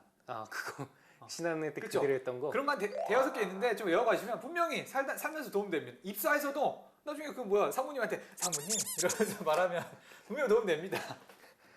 그냥 가만히 계신 상무님한테 가가지고 상무님 자가용 반대말 뭐예요? 그런 거 괜찮죠. 아무튼 언젠가 도움이 되니까 외워두시고 꿀팁입니다. 그래요. 여러분 이런 거 진짜 중요할 수 있습니다. 이런 거 하나 해가시는 게 좋을 것 같아. 자, 1등은 뭡니까? 대망의 1위 장기자랑. 예를 들어 춤이 특기로 춤 한번 춰볼래? 약간 이런 거랑 비슷한 그래. 거죠. 춤이랑 특기를 그래서 저희가 좀 골라서 실현할 쓰라고 수 얘기를 없는 했었지. 거를. 그때 저희가 얘기했던 게 복근 뭐 그런 거 있었죠. 그러니까 예를 들어서 한 명이 이걸 잘못 쓰면 예를 들어 랩이요? 랩 한번 해보세요. 이렇게 시키고 그러면 철수 씨 질 수 없죠. 장기 그래. 이런 식으로 흘러가는 거죠. 누구 씨 질 수 없죠. 이런 거 그러니까. 물어보잖아. 진짜 무슨 사회자 예능 사회자 마냥. 와, 아니 막 이런 진짜. 거죠. 여기서 그냥 있으면 가만히 뭐 할 거 없어요? 이렇게 나오면은 막 없던 것도 막 생각해서 하게 되잖아. 저도 돼요. 뭐 이런 식으로 얘기할 수 없나? 자, 그럼 존슨 씨의 베스트 3. 네. 자, 3위. 저의 3위. 여기랑 다른데 2개 합격했을 때 어디 갈 거냐고 물어봤을 때. 이거 진짜 애매한데. 이거 왜 물어보는 거야? 답은 정해져 있잖아요. 저 같은 경우는 거짓말을 잘 못하는 성격이잖아요. 그래서 이때 좀 머뭇거렸죠. 어디 갈 겁니까? 그랬는데 제가 그러니까 면접관이 알았다고. 대답 안 해도 된다고. 괜찮은 그 대처 방안인데요? 그래서 제가 아닙니다. 갑자기 아니, 목이 맥혀가지고.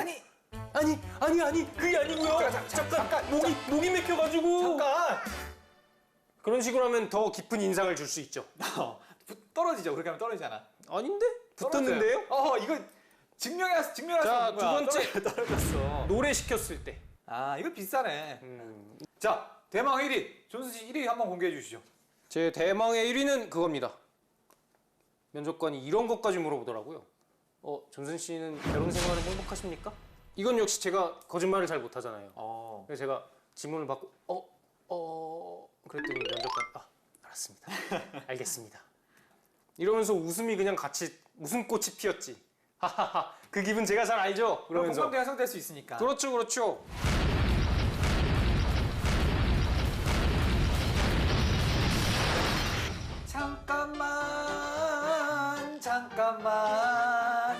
잠깐! 수업을 글로 배우신 여러분들 지금 이 시간을 주목해 주세요. 다양한 경험담부터 여러분들에게 꼭 필요한 지식까지 날 것 그대로 탈 털어드리는 시간 취업의 생기술. 맞습니다. 대한민국 영어에 미쳐라.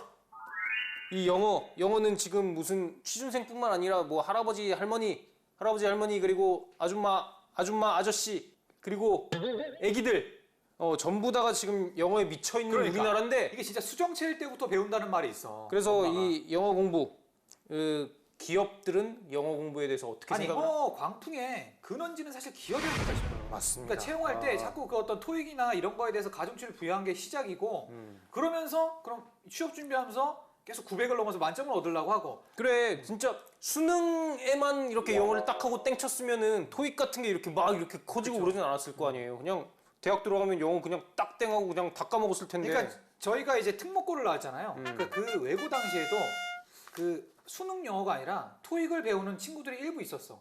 그래서 그 친구들을 왜 배웠냐면 너네가 나중에 그렇지. 그 입학하고 졸업해서 취업할 때 토익이 중요하다. 지금이 뜨기 시작했기 때문에 지금부터 배워놓으면은 엄청 뜬다. 그러니까 배워나라고 해서 토익을 배우는 친구도 있었거든요. 근데 사실 말이 안 되지. 그때 해도 뭐 2년이면 성적 소멸되는데 아무튼 조금 상술이 아니었나 이런 생각이 들 정도로 어쨌든 이런 붐의 근원지에는 바로 기업들이 있었다. 원유. 그래서 이력서 보시면은 삼성, 현대, LG, SK, 롯데, CJ 여기를 보시면은 지금 어학 성적을 반영하는 곳이 SK 빼고 다 반영을 하고 있습니다. 그러니까 그런 기업들이 있어요. 어학 성적 굳이 안 내도 된다. 근데 내면은 가산점을 주겠다. 이건 뭐 내라는 소리지. 아 그리고 이제 뭐 일부 기업에서는 한자와 중국어 성적을 적도록 하고 이거에 통해서 이제 뭐 가산점을 부여하는 뭐 그런 식도 있다고 하네요. 중국어에 대해서 가산점을 주는 이 기업 목록들이 있습니다. 호호. 삼성은 입사 시험 점수의 15에서 25점을 가산해 준다고. 이야. LG화학 입사 시험 점수의 15에서 25점 정도를 가산해 준다고 하네. 그리고 작년 10월에 LG화학이 중국 남경에다가 그 대규모 전기차 공장을 이렇게 세웠다고 그래요. 난징. 그래서 아마 거기에 관련해서 이렇게 중국어를 좀 중요하게 보고 있는 것 같고 넥슨 같은 경우는 중국 게임 시장에서 텐센트를 잡을 야심을 가지고 있어서 그래서 중국어를 중시한다고 그러고. 자, 존스 씨 같은 경우에는 그러면 영어 외에 혹시 공부한 다른 언어가 있나요? 마누라가 부인분이 외국인이잖아. 가이쿠 부인. 그렇지. 저희 귀염둥이 때문에 저는 중국어를 했었습니다. 중국어를 저희 귀염둥이 때문에 하기도 그랬고 한족이에요? 아니면 그 소수민족? 도대체 족을 왜 물어보는 거야? 내가 한족인지 묘족인지 묘족하잖아요. 어떻게 알아? 그 걸그룹 멤버 중에 차오루 묘족. 족이라는 게 어떻게 보면 중요한 그거라니까요. 중국의 그 소수민족 묘족 출신이에요. 차오루. 그래서 중국어를 저는 그 귀염둥이 때문에 배우기도 했는데 그 제 전에 있었던 회사 거기서 제가 해외 영업팀이었거든요. 근데 거기서도 그 중국 시장 그렇게 그 중국 파트를 맡아가지고 거기서 이렇게 업무를 진행을 했었거든요. 그러니까 거기서는 어떻게 보면 제가 중국어 관련된 거 아무것도 없었는데 저희 귀염둥이를 보고 저를 뽑아준 거죠. 이게 귀염둥이 이렇게 유용하게 쓰였어. 그러니까 둘이 중국어로 대화할 거라고 예상을 했나 보다. 그렇지. 저는 그런 식으로 어필했죠. 당연히 중국어를 못한다는 건 알고 있었으니까. 근데 저는 어차피 이제 귀염둥이가 중국 사람이니까 중국어를 배워야 할 수밖에 없는 처지다. 그러니까 저는 뭐 이렇게 입사하면 뭐 당연히 중국어 이렇게 하려는 노력을 계속 할 거고 뭐 이런 식으로 얘기했더니 이 친구 뽑아야지 그러면서 뽑았는데 공부를 안 했죠. 근데 거기서는 이렇게 아예 학원을 보내줬었어요. 그랬는데 그 새벽에 그거를 끊어놨는데 너무 힘들더라고요. 그 일주일에 한 3번 가는 건데 한 달에 아니 의무적으로 가야 돼요? 출석 체크하고 그래요? 회사 측에서? 회사 측에서 하진 않죠. 근데 뭐 가끔 이렇게 전화해서 물어보더라고. 사실 저도 중국어를 했습니다. 왜냐면 그 고등학교 때 이제 외국어로 이제 중국어를 저희가 곁다리로 배웠잖아요. 중국어가 이게 진짜 쉽지 않구나 이런 생각을 많이 했죠. 중국어 저희 제3 외국어였나 그랬을 거예요. 그렇죠. 자, 그럼 준승군 같은 경우에는 지금 언어를 공부해야 된다면 어떤 걸 공부하시겠습니까? 저 같은 경우는 스와힐리어 같은 거. 요즘 아프리카 시장이 엄청 뜨잖아. 그래서 스와힐리어를 하면 어떨까 생각을 했었는데 그렇게 되면은 제가 아프리카 주재원에 가야 될 거 아닌가 이렇게 생각을 해가지고 러시아어를 하면 어떨까 싶습니다. 여러분 주재원 갈 것까지 한번 생각을 해보십시오. 러시아나 우크라이나를 가신다면 얼마나 이게 행복한 일생이 펼쳐지겠습니까? 그렇죠. 자, 그럼 저희가 좀 심층적으로 영어 시험이 어떤 게 있고 어떻게 준비를 해야 되는지 네. 지금 이 취업 시장에서 요구하는 영어 성적은 어떤 게 있는지 한번 알아보죠. 지금 가장 여러분한테 중요한 건 아마 영어 말하기 시험이 아닐까 싶은데 영어 말하기 하면 딱 이 두 가지죠. 오픽이랑 토스. 그래서 토익 스피킹 같은 경우는 토익 LC와 유사한 점이 많다고 합니다. 그래서 토익 같은 경우는 누구나 한 번씩 봐보잖아요. 그래서 토익을 본 경험이 있는 사람한테 좀 유리할 수 있다 이런 측면이 있고 오픽 같은 경우는 조금 프리 토킹 위주입니다. 프리 토킹.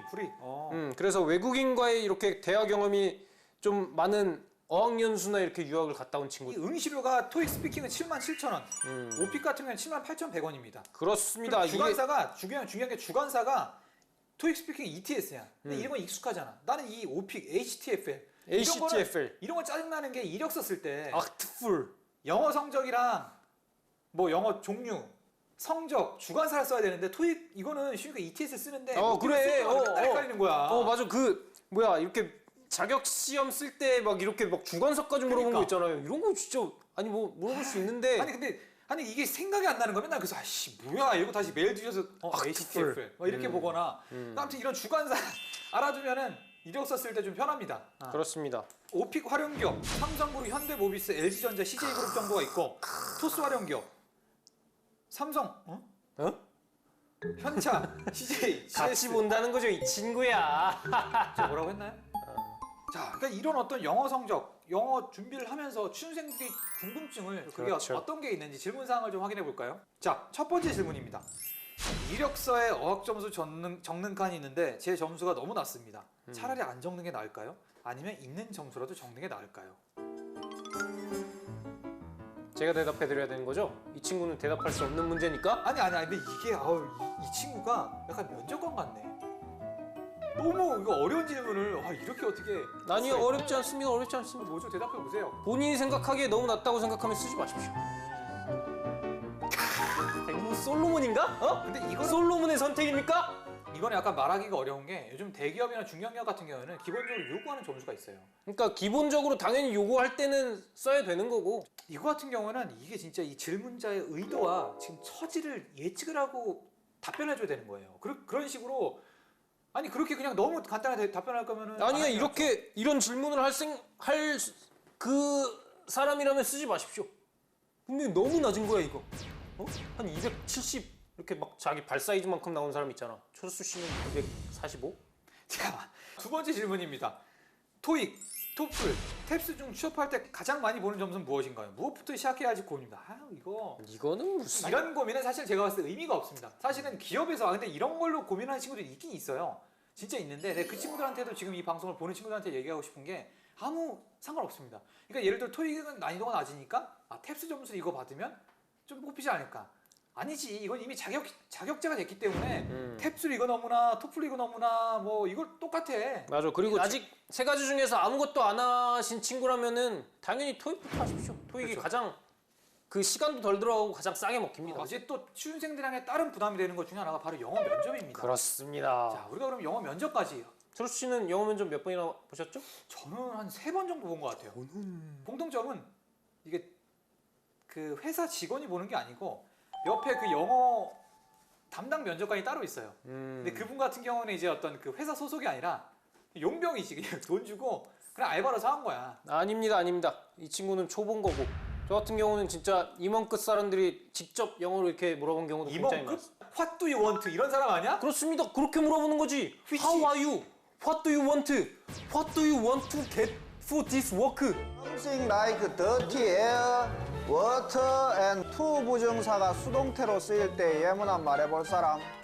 이 영어 면접은 시험이 아니라는 생각으로 보셔야 됩니다.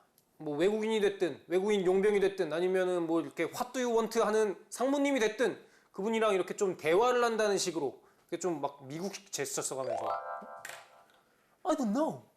좀 편하게 캐주얼하게. 그렇지. 그런 식으로 뭔가 좀 자신감을 보이는 태도를 보여줘야 된다고 생각을 합니다.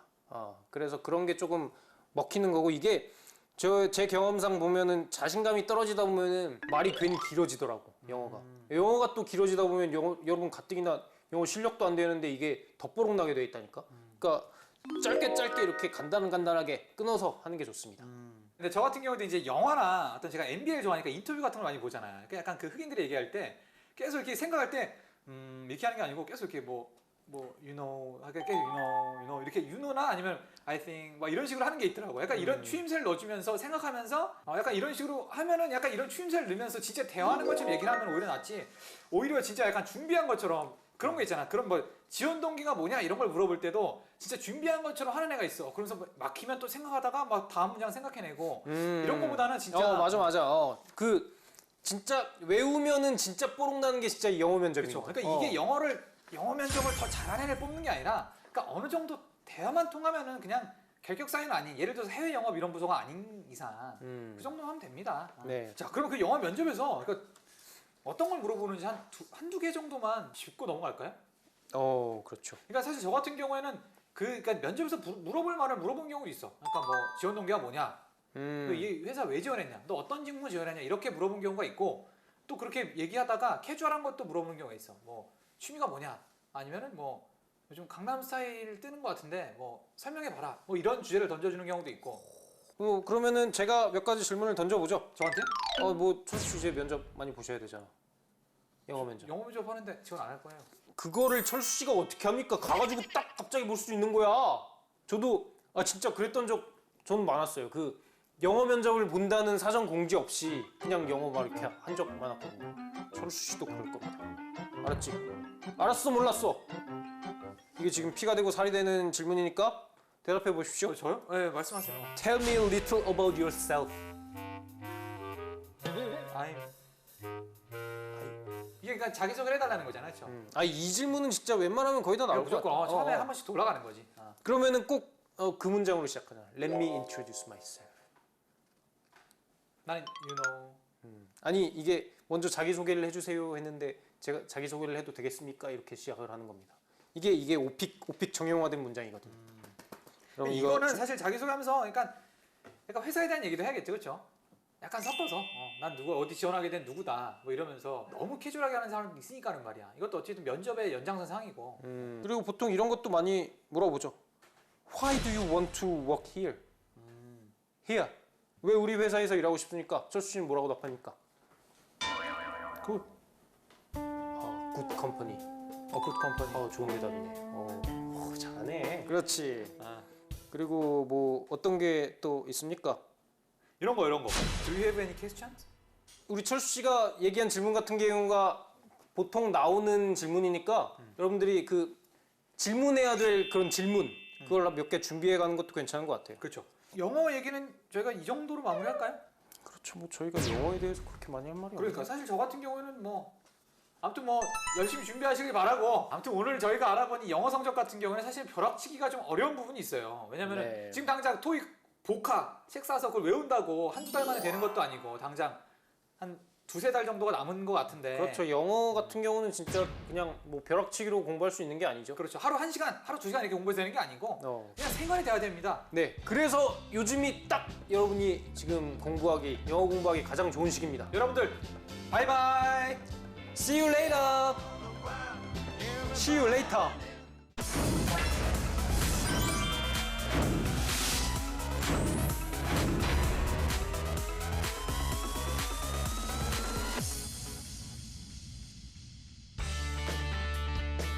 아직도 자소서 아닌 자소설 쓰고 계십니까? 자기 PR 하려다 셀프 디스하시지 않습니까? 당신의 자기소개서를 업그레이드 시켜드립니다. Doing Yourself DIY 자기소개서. 안녕하세요. 안녕하세요. 이번 시간은 자소서의 스타 강사 우리 조민영 멘토님 모셨습니다. 안녕하세요. 네, 반갑습니다. 예. 조민혁입니다. 안녕하세요. 네.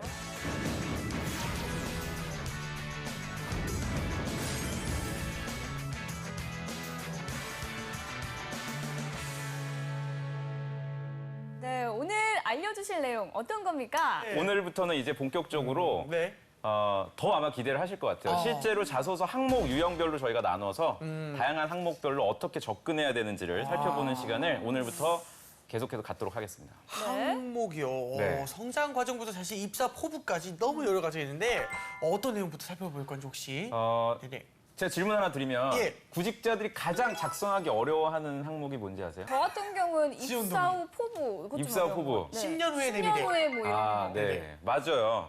입사 후 포부와 지원 동기가 네. 사실은 가장 작성하기 어려운 항목이고요. 실제 통계 조사를 해봐도 할 말이 없다고 답변을 해요. 저희가 그래서 어떻게 하면 좀 구체적으로 작성을 할 수 있을까라는 생각으로 지원 동기를 좀 마련을 해봤고요. 근데 알겠습니다. 자소서에서는 요새 네. 지원 동기 써라 이렇게 물어보지 않아요. 네.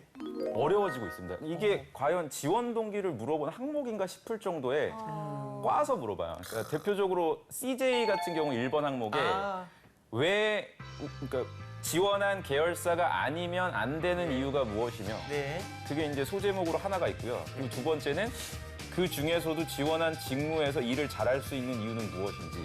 그리고 또 세 번째는 그렇다면 잘할 수 있다는 근거를 경험을 바탕으로 천자를 써라. 이게 이제 1번 항목 전체의 물음이거든요. 그러니까 예전 같으면 그냥 지원 동기 쓰세요 이러는데 이제 그렇게 하질 않고 있고요. 아머레 퍼시픽 같은 경우에도 1번 항목에 회사를 선택하는 귀하가 회사를 선택하는 기준은 무엇인지 설명하시고 왜 그 기준에 아모레 퍼시픽이 부합하는지 작성해라.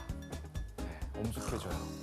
하기 힘듭니다. 네. 어렵네요. 저 같은 전문가가 봐도 사실은 네. 막막합니다. 이게 지원 동기를 물어본 건가? 아니면 개인의 어떤 가치관을 물어본 건가? 이게 좀 모호할 정도로 아주 어려운 항목들이 많이 등장하고 있어서 예. 구직자들 좀 많이 애먹고 있는 것 같아요. 그렇네요. 저는 쭉 듣다 보니까 토익 네. 문제 풀고 있다는 기분을 좀 그렇군요. 왜냐하면 토익 문제요? 토익 문제 풀 때 가장 먼저 해야 되는 게 질문의 의도를 파악하는 거잖아요. 네네네. 그래서 지금 약간 그런 기분마저 좀 들었습니다. 저는 좀 더 생각하면 여자의 마음을 파악하는 것이 아닌가. 제일 어렵죠. 어렵죠.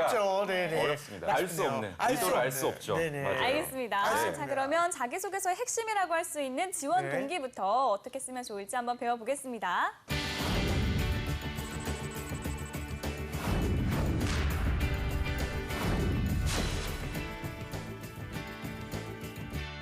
신입사원 채용에서 가장 중요한 게 네. 뭘까요? 인사 담당자들이 신입사원을 채용할 때 이것만은 절대 우리가 놓치지 않고 봐야 되겠다. 되게 쉬운 건데 네. 뭐라고 생각하세요? 보미 씨. 능력인데 제 생각에는 능력. 능력이지만 너의 능력이 우리 회사에 왜 필요한 건지에 대한 그 당위성이나 또는 그런 것들. 아무래도 우리 회사가 원하는 인재상이라는 게 있잖아요. 그쵸, 그쵸. 그 인재상에 적합한지 그리고 오랫동안 다닐 수 있는 끈기가 있는 사람인지 뭐 네. 이런 것들 보지 맞아요, 않을까요? 맞아요. 이 지원자가 재환 씨 얘기대로 직무 수행을 잘할 수 있나? 네. 동시에 네. 우리 회사에서 그 원하는 성향들이 있거든요. 그러니까 제조회사 같은 경우에는 네. 좀 헌신하고 희생할 수 있는 걸 많이 봐요. 제조회사는 아무래도 지방에 또 사업장도 그렇죠. 있고 이래서 그러니까 네네. 직무 역량을 평가할까 인재상과 가치관 뭐 이런 점을 평가할까 항상 좀 고민을 하는데 네. 요새는 좀 채용 트렌드가 많이 바뀌어서 둘 중에 네. 더 우선시하는 게 지금 생겼어요. 어떤 거죠? 그거를 한번 제가 다시 질문을 드려볼게요. 둘 그것을. 중에 네. 지금 요새 이제 직무 중심의 채용이라고 막 얘기하잖아요. 네. 둘 중에 과연 어떤 걸 더 중요시할까요? 직무냐 아니면 그 회사 조직 적합성이냐를 갖다가 만약에 비교한다면 지금은 조직적 적합성. 조직 적합성, 조직 성향, 적합성. 네. 직무 적합성. 직무 적합성. 적합성. 네. 그래요. 얼마 전에 그 취업 포털 사이트에서 이걸 조사를 했는데 네. 야! 인재상 가치관 조직 적합성이 거의 7대 3으로 중요하다고. 그렇군요. 지난주부터 거의 날라다니는 것 완벽한 같아요. 오늘 요즘에 이 정도면 대단합니다. 진짜 자신 있습니다, 주야. 맞아요. 네. 그러니까 이게 이유가 있는 게 이게 왜 그러냐면요. 어떤 신입사원이 지방 근무가 너무 싫은 나머지 금요일 날 지방에서 근무하다가 서울로 가는 티켓을 한 달치를 예약을 했어요. 예. 금요일 6시 반이면 예. 그 지방 뭐 예를 들어서 뭐 대구면 대구 뭐 예. 어디 뭐 부산이면 부산 부산. 거기서 서울 가는 버스표를 갖다가 미리 미리 예약. 다 끊어놓은 거예요. 이걸 갖다가 네. 어나운스 공표를 하는 거예요 팀에. 나는 매주 금요일 날 팀장님 이러. 그러니까 네. 팀장님 입장에서는 좀 뭐 야 이번 어이없잖아. 주말에 등산도 좀 가고 싶고 네네네. 뭐 회식도 좀 하자. 근데 네. 아예. 네. 그래서 이런 사례들이 지금 굉장히 많아가지고 기업에서는 사실 직무적 합성도 물론 지금 많이 강조가 되고 있어요. 네. 그리고 저희가 지난 시간까지 어떻게 보면 직무에 대해서 많이 얘기를 했죠. 지금까지 얘기한 거랑 어떻게 보면 좀 배치가 될 수도 있는데 제가 말씀드리는 거는 자기소개서에 국한된 게 아니고요. 최종 합격하는 거는 결국에는 재환 씨 얘기대로 적합성, 조직 적합성 측면, 인재상에 부합하고 이런 것들을 많이 봐요. 알겠습니다. 그러면 이제 그 지원 동기에서 그런 직무적 합성 또는 그 내용을 이제 잘 녹여내려면 어떻게 써야 될까요? 굉장히 중요한 질문인데요. 네. 한마디로 정의를 하면은 네. 내가 이미 회사원이 됐다는 생각으로 작성하셔야 돼요. 그러니까 회사원의 시각을 갖고 써야 됩니다. 제가 올 상반기에 예. 가장 많이 봤던 그 CJ 홈쇼핑 자소서 사례가요. 네. 루시드 폴 사례였습니다. 아, 사과 음반을 같이. 아시죠, 그거? 네네, 알고 있어요. 그 CD만 팔지 않습니까? 네. 근데 그거를 사과 귤이었나요? 사과 귤. 귤이랑 같이 파는데 이제 그게 이제 완판이었어요. 새로웠어요. 완판이었어요. 완판인데 이제 보통 이제 사신 분들께서는 이제 보통 CD를 사야 된다는 생각 갖고 있는데 아, 귤을 사니 CD가 따라오느라고 이제 이렇게 반대를 받아들이신 분이 있었는데 네. 어쨌든 새로운 아이디어이긴 했었던 것 같습니다. 그렇죠. 그게 이제 고객의 입장에서는 네네네. 되게 이렇게 홈쇼핑 보다가 우와 어떻게 음반이랑 저렇게 콜라보를 해갖고 판매를 해? 되게 신선하다. 신선했어요, 네네. 이걸 쓰면 안 된다는 얘기예요. 아. 이거를 쓰면 이거는 고객의 입장에서는 아. 되게 신선하고 그러니까 논리가 없는 거죠. 나는 그렇군요. 옷쇼핑 MD가 예. MD라는 거는 그런 걸 기획하는 예. 사람이거든요. 그렇죠, 그렇죠. 성과를 내는. 네네네. 근데 그거를 보고서 방송을 보고 감동을 받아서 나도 이런 무슨 그건 대단한 소비자의 홈쇼핑에서 입장이구나. 네네. 근무하고 싶다. 막 이런 아. 다짐을 썼더라고요. 근데 그게 그쵸, 그쵸. 한두 명이 아니라 뭔가 이렇게 도나 봐요. 예. 학생들끼리 아. 이런 내용을 있죠. 좀 써야 스터디하니까. 네, 좋다. 예. 그래서 그렇죠. 반드시 기억해야 될 게 회사원 네. 시각에서 맞아요, 맞아요. 직무 시각에서 지원 동기를 네. 작성을 해야 된다. 돌아보면 제 생각이 그런 것 같습니다. 선생님 말씀대로 따른다면 그걸 보고 감명받았다기보다는 그 내용이 참 좋았어요. 뭐냐면은 중간중간에 김동률 씨도 전화하고 뭐 유희열 씨도 실제 전화하고 방송에서 거기 나왔어요? 실제로 그런 걸 전화해가지고 아 이거 뭐 괜찮고요. 뭐 사시면 좋을 것 같아요. 이런 재미있는 요소들이 기획 있지 않습니까? 이 기획을 예를 들어서 아마 자기소개서를 썼다면 네. 조금 더 좋은 점수를 받지 않았을까. 제 생각이 이렇게 생각이 드네요. 네. 회사원 관점에서 네. 조금 더 좋게 하려면 어떻게 해야 돼요? 아우. 만약에 루시드 폴 그걸 더 만약에 음반을 더 많이 팔리게 하려면 예, 만약에 진짜 그냥 단순하게 생각을 한다면은 최유라 씨 같은 그런 유명한 그 홈쇼핑 호스트분을 네. 섭외하는 것이 일단 첫 번째일 것 같고 네. 두 번째라면은 일단 귤과 같은 상품을 파는 것이긴 한데 귤 말고 조금 더 음악적인 관련된 그 뭔가 어쨌든 그 앨범을 좀 더 이렇게 좀 포장시켜 줄 수 있는 또는 네. 앨범이 좀 더 부각될 수 있는 귤은 정말 앨범과 너무 동떨어진 상품 과일 말고 예 그런 것을 좀 추가하면 저게 정답이에요. 네. 그러니까 제가 말씀드리고 싶은 게 뭐냐면 감동받았습니다. 저렇게 지금 하고 있는 회사의 어떤 상품이나 아이템 중에 네. 지금도 잘하고 계시지만 이런 식으로 과일은 좀 너무 과했던 것 같다. 네. 네, 오히려 유명한 쇼호스트나 예. 또는 유명하진 않더라도 뭐 SNS라든지 이런 채널을 통해서 유명하신 네네. 뭔가 바이럴이 되고 있는 그런 사람들을 좀 섭외해서 판매하고 싶다. MD 직무에서. 그러면은 이 친구 되게 색다르네. 한번 불러봐야 되겠다. 네. 실제로 옵쇼핑 같은 경우에 2년 전부터 벤츠를 팔았어요. 벤츠요? 자동차를. 상상이나 벤츠요? 했겠어요. 벤츠 자동차. 예, 예. 네, 메르세데스 벤츠를 가능할까요? 홈쇼핑에서 판 거예요. 우와. 이걸 갖다 접목시킨 아이디어가 신입사원에게 나왔습니다. 네, 대단하네. 실제로 연수 때 한번 그러니까 요런 소위 그 브레인스토밍이라 그래서 네. 조금 더 지금 하는 거를 좀 잘 만들어 보자, 기획해 보자. 이런 아이디어가 결국엔 사실 지원 동기에서 좀 확인하고 싶은 거거든요. 근데 이게 아까도 재현 씨가 좀 당황하고 좀 그랬지만 네. 한 번에 안 나와요. 맞아요, 맞아요. 재현 씨처럼 이렇게 전문가여도 고민의 시간이 필요하고 뭔가 좀 그 분야에 관심이 있어야 나올 수 있는 거지. 그냥 단순히 이렇게 채널 돌리다가 저거 되게 참신하네. 루시드 폴이 나오네. 써야지. 그렇죠. 100% 탈락합니다. 달라갑니다. 네. 감성팔이군요, 진짜. 안 되겠죠. 네. 자, 그러면 합격자의 자기소개서를 통해서 구체적인 방법 한번 알아볼까요? 이름하여 멘토의 특급 처방전.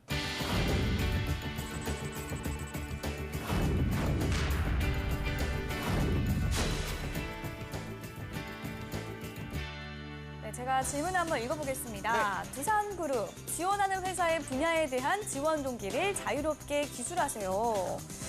두산그룹은 지원 동기를 묻는 질문이 다 똑같나 봐요. 그러니까요. 지원 동기를 묻는 질문이 다 사실은 동일한 항목으로 구성이 돼 있고요. 두산 하면은 떠오르는 회사 있으세요, 혹시? 두산중공업. 맞나요? 네. 오, 다행이다. 두산 중공업이 이제 지난 시간부터 계속 뭔가 안타를 쳐서 진짜 신기해요. 네. 이게 머릿속에 그냥 진짜 이렇게 딱딱딱 떠올라요, 진짜. 담수화 사업하는 네? 두산 타워, 그렇죠? 네. 두산 두타, 타워 두타. 안에 이제 두산 매거진, 두산 매거진. 두산 동아 이제 이런 네네. 회사들이 있는데 두산 동아도 있다. 네. 네, 항목들이 사실 똑같은 항목으로 이렇게 구성이 돼 있고요. 네. 그래서 저희가 말씀드렸던 내용들 조금만 생각하셔서 회사에 대한 관심이나 또는 직무에 대한 관심 염두에 두시면 작성하는 데는 사실 그렇게 어려움은 없어요. 자기소개서. 네. 아 그렇군요. 네. 멘토님 근데 제가 듣기로는 이 두산그룹에서의 그 채용 방식이 조금은 독특하다, 약간 네. 독특하다라고 들었는데 질문 내용 보면 약간 좀 평범하고 약간 좀 모순되지 않나 싶습니다. 그 사실상 두산은 네? 자기소개서 물론 중요하죠. 근데 네. 자기소개서도 중요한데 자기소개서만큼 중요한 게 네. 특이한 전형이 하나가 있어요. 그게 어떤 이제 거죠? 뭔가요? DBS라는 전형인데 뭐죠? 데이터베이스. 저는 사실 이거 얘기할 때마다 네네네. 두산이 왜 이러나 싶어요. 두산 네. 너무 네. 까다롭게 사실 서류 전형을 만들어 놓은 게 뭐냐면 그러니까 DBS의 약자가 뭐의 약자예요? 두산 바이오 데이터 저도 사실 봐야 알아요. 두산 바이오 데이터 서베이. 서베이. 두산은 자기소개서를 이제 쓰잖아요. 네. 시스템에 들어가서 이제 두산 쓰고 이제 제출해야지 그러고 이제 제출을 하면 네. 보통 이제 뭐 황보민 씨 뭐 합격을 기원합니다. 그럼 문자를 네. 주던가 네. 뭐 꼭 성공하세요 이러는데 거기서 안 끝나고요. 바로 이 DBS 문제가 떠요. 온라인 상에서. DBS 문제를 풀어야 비로소 이제 서류 전형 그 이력서 제출이 끝나는 되는. 거죠. 근데 이게 지금 굉장히 좀 특이한 게 뭐냐면 어렵네. 바이오 데이터 서베이잖아요. 네. 그러니까 바이오 데이터. 두산에 근무하고 있는 네. 직원들 중에 네. 잘 들으셔야 돼요. 이게 얼마나 되게 재밌는 방식이냐면 진짜 두산에 신기해요. 근무하고 있는 직원이 뭐 예를 들어서 진짜. 10,000명이다 그럼 10,000명 전체가 아니라 네. 회사에서 소위 핵심 인재 또는 우수 인재라고 정의를 하고 그 인재에 해당되는 풀을 관리를 합니다. 네. 보통 그 비율이 10% 정도 돼요. 네. 그러니까 10,000명이면 한 1,000명 네, 정도 되는 거죠. 그럼 1,000명 정도 되는 사람들의 일하는 방식이나 또는 그 사람들이 좋아하는 성향들이 있잖아요. 그거를 갖다가 바이오 데이터로 뽑아서 질문을 하는 거예요. 그러니까 어렵죠. 그러니까 이런 되게 웃겨요. 그러니까 질문이 이런 거예요. 흥미진진합니다, 근데. 나는 뭐 음악을 낮에 만든다. OX. 이런 걸 어떻게 만들어요? 그걸 개인적인 거 근데 아닙니까? 그거는 개인적으로 만약에 네. 작곡가면 언제 만드세요? 밤에. 밤에 만들죠. X. 그쵸? 네. 근데 만약에 DBS 핵심 인재 10%가 낮에 만들지. 네. 그러면 떨어지시는 거예요. 아, 뭐야. 세상에 거기에 맞춰야 되는 거 아닙니까, 완전? 맞아요. 아, 또 실제로 문제가 이런 게 있어요, 또. 나는 자동차 중에 세단과 SUV 중 SUV를 더 즐겨 선호한다. 네. 그러면 이것도 역시 DBS에 따라서 네. 그래서 학생들이 많이 물어봐요. 그러면 데뷔를 어떻게 하냐. 네. 정말 나는 두산에 너무 가야 되겠다. 이런 분들은 그나마 제가 팁으로 드리고 싶은 게 그 웹진이나 두산에서 발간하는 사보들이 있어요. 그 회사 내 신문? 예. 그런 신문들을 한 최근 거 한 2년치를 쫙 뽑아 보셔서 항상 그 뭐 이번 달 인물, 인터뷰 이런 거 있거든요. 네. 그럼 그분들이 강조하는 단어나 성향 이런 가치관들, 것들을 도움이 쭉 될 수 이렇게 있겠네요. 봐서 이런 성향이네. 그럼 나는 어떨까? 난 도저히 이분들이 아니구나. 그럼 두산 입사를 포기하든지. 그러니까 뭔가 그렇죠. 결정을 네. 해야 되고요. 지피지기면 이제 100점 100승이라고 했는데 이제 역시 합격 영광 뒤에는 많은 노력이 이렇게 뒤따라야 된다라고 생각이 드네요. 네, 그렇네요. 자, 이번엔 두산그룹에 합격한 자기소개서를 통해서 지원 동기 작성법을 알아보도록 네, 하겠습니다. 알겠습니다. 자, 멘토님 설명 부탁드리겠습니다. 네, 하나씩 보도록 할게요. 네. 총 한 3가지 정도 제가 좀 네. 강조를 드리고 싶은데요. 첫 번째부터 한번 볼게요. 한국 플랜트 산업협회에서 플랜트에 대한 강의를 들으며 해수 담수화 플랜트에 대해 매료된 저는 이제 이렇게 시작을 하고 있는데요. 네. 사실 첫 번째부터 굉장히 집중하게 만든 거죠. 사실은 그 플랜트 산업협회라 그래서 네. 학교에서는 플랜트 관련된 그 수업을 듣기는 거의 불가능해요. 학생들이. 네. 그래서 이렇게 대외 활동이라든지 밖에서 하는 이런 교육 프로그램을 적극적으로 찾지 않으면 플랜트에 대한 관심을 좀 보이기 어렵거든요. 그러니까 이 친구는 그거를 먼저 알고서 지원 분야에서 필요로 하는 어떤 플랜트 관련된 전문성을 갖췄다는 거를 첫 번째 문장부터 잘 표현을 해줬죠. 두산중공업 네, 워터 BC 사업관리부서에서 담수화 설비 세계 1위를 굳건히 하고 싶다. 네. 워터 BC라는 사업부가 실제로 있습니다. 네. 그러니까 이런 표현들이 있거든요. 그냥 네. 단순히 생산관리직에 지원합니다. 이렇게 표현하는 것이 아니라 실제 존재하는 회사 내 부서명을 이렇게 인용해 주시는 것도 그것도 이제 뒤에다 하는 게 아니라 앞부분에다가 표현해 주는 것도 하나의 그 인사 담당자에게 호감도를 높일 수 있는 방법이다. 이렇게 좀 말씀을 드릴 수가 있을 것 같고요. 두산중공업은 기기를 제작하여 납품하는 회사다. 네. 따라서 고객사의 요청과 제작하는 공장과의 조율이 중요하다. 중요하다. 이 부분도 상당히 칭찬할 만하죠. 네. 그러니까 단순히 두산중공업이 납품하는 회사다 여기서 끝내는 게 아니라 네. 그렇기 때문에 어떤 협업하는 유관부서와의 조율하는 어떤 성향 이런 것들이 굉장히 중요하다. 그래서 나는 이런 걸 갖고 있다라는 얘기가 나올 수 있게끔 네. 자기의 얘기로 드러날 수 있게끔 이렇게 문장 잘 정리를 했고요. 예. 제작 일정 관리를 제대로 하지 못하면 이는 바로 지체상금, LD로 연결된다. 특히 불부합사항 시정 요구가 났을 때 얼마만큼 그 납기를 맞춰주는 빠르게 처리하는지가 고객과의 신뢰 문제와 거기서 또 끝나는 게 아니라 추가 비용, 예, 소요 등의 중요 업무 중 하나이겠다. 이 분야에 보탬이 되고자 지원을 했다. 할 말이 없어요, 사실. 제가 잘했네요, 이 정도까지 자기가 하게 될 어떤 일들이 리스크 관리 측면에서 중요한 업무고 실제로 이 분야에서 내가 근무를 하겠다는 키워드가 굉장히 좋죠. 이런 부분들. 지체 상금이라든지 불부합 사항에 대한 뭐 시정 요구사항 이런 것들. 사실 이 친구는 부산에 가기 위해서 현직자 인터뷰를 많이 했던 준비를 많이 했던 학생이었어요. 이런 그래서 친구들 합니다, 진짜. 네. 자, 다음은 입사 동기와 포부를 함께 제시한 자기소개서의 예시인데요. 이번에도 설명 좀 부탁드리겠습니다. 네, LG 패션 자소서인데요. 한번 읽어보도록 할게요. 네. 제목에 이렇게 되어 있네요. 치밀한 매출 분석으로 분기 내에 담당 브랜드의 매출을 상승시키겠다. 이렇게 네. 이제 본인이 이제 해야 될 것들을 네. 내가 이런 역할을 하겠다라고 제목에 일단 써줬고요. 네. 그다음 내용을 보면 매출 상승을 위해서는 매장과 취급 상품에 대한 분석력이 네. 필수 요건입니다. 네. 아주 잘 썼죠. 네. 그러니까 업무를 하기 위해서 나에게 요구되는 역량이 분석력이라고 키워드로 일단 명확하게 정의를 하고 들어가는 거죠. 네. 그 다음에 저는 땡땡 회사에 근무할 당시에 오너 매장에 방문하여 매출 관리를 포함해 직원 교육을 진행하고 본사 방침을 전달했다. 또 매장 직원들과 프로모션 계획을 함께 세워 추진했던 경험이 있다. 분석력이 있다고만 끝난 게 아니라 그럼 지원자가 정말 분석력이 있는지를 저희가 배웠던 그 스타 원칙에 맞게끔 자기가 구체적으로 어떤 상황에서 교육도 시키고 프로모션 계획도 진행을 했다. 이런 스타로서 입증을 했죠. 그러니까 구직자분들이 좀 기억을 해둬야 될 게 아마 지난 시간 자소서였던 것 같은데 뭐 끈기도 있고 목표의식도 분명하고 모두 잘하고 근데 그분은 사실 스타를 통해서 입증을 안 했기 때문에 좀 너무 과했거든요. 날렸어요. 그래서 그렇죠. 몇 개를. 그렇죠. 그래서 그걸 갖다 지워야 된다고 제가 조언을 해드렸는데 이분 같은 경우는 딱 하나. 분석력 하나만큼은 내가 확실히 강점으로 가지고 있고 그거를 경험을 통해서 보유하고 있다는 걸 이제 입증을 한 거죠. 그러니까 이 부분 반드시 기억을 해야 될 것 같고요. 그다음 두 번째. 그래서 입사 후에 어떻게 할 것이냐 이제 기술을 해주셨어요. 입사 후에 읽어볼게요. LG 패션의 영업관리인으로서 담당 매장에 상주하며 계절별 고객 동선과 평균 내점 시간 등을 파악하고 골든존의 시즌별 주요 상품으로 이루어진 디스플레이 강화를 통해 이동객들을 매장으로 유도할 거다. 또 일주일에 2번은 매장의 청결도와 외관 사항을 체크함으로써 상품에 대한 소비자 감도 상승과 더불어 고급화되어가는 소비자 구매 욕구를 만족시켜 매출 상승에 기여하겠다. 아하. 정말 구체적으로 쓴 거죠. 그냥 단순히 매장 관리 잘하고 고객을 뭐 서비스에 응대해서 뭐 기여하겠다 이게 아니라 두 가지 키워드가 굉장히 잘 나오죠. 골든존이라는 개념이 있습니다.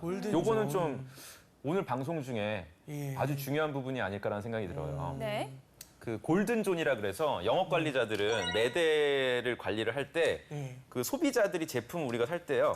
눈높이에 딱 이렇게 집을 수 있는 위치, 그러니까 손쉽게 집을 수 있는 위치가 뭐 이렇게 맨 밑이라든지 위는 아니잖아요. 딱 눈높이, 그 위치에 매대 위치에 내가 관리하는 상품이 위치할 수 있도록 만들어주는 게 그게 이제 골든존이라 그래요. 그러니까 골든존이라는 이 키워드와 개념 알고 있다는 것 자체가 이미 영업 관리자로서 준비가 되어 있다는 거를 표현을 해주죠. 그러니까 내가 상대적으로 조금 영업 관리자로서 다른 지원자에 비해서는 뭐 아르바이트 경험이라든지 이런 게 좀 부족하다. 이런 분들은 회사에서 얘기하는 이런 키워드들을 조금 구체적으로 챙겨두시면 분명 도움이 될 거고요.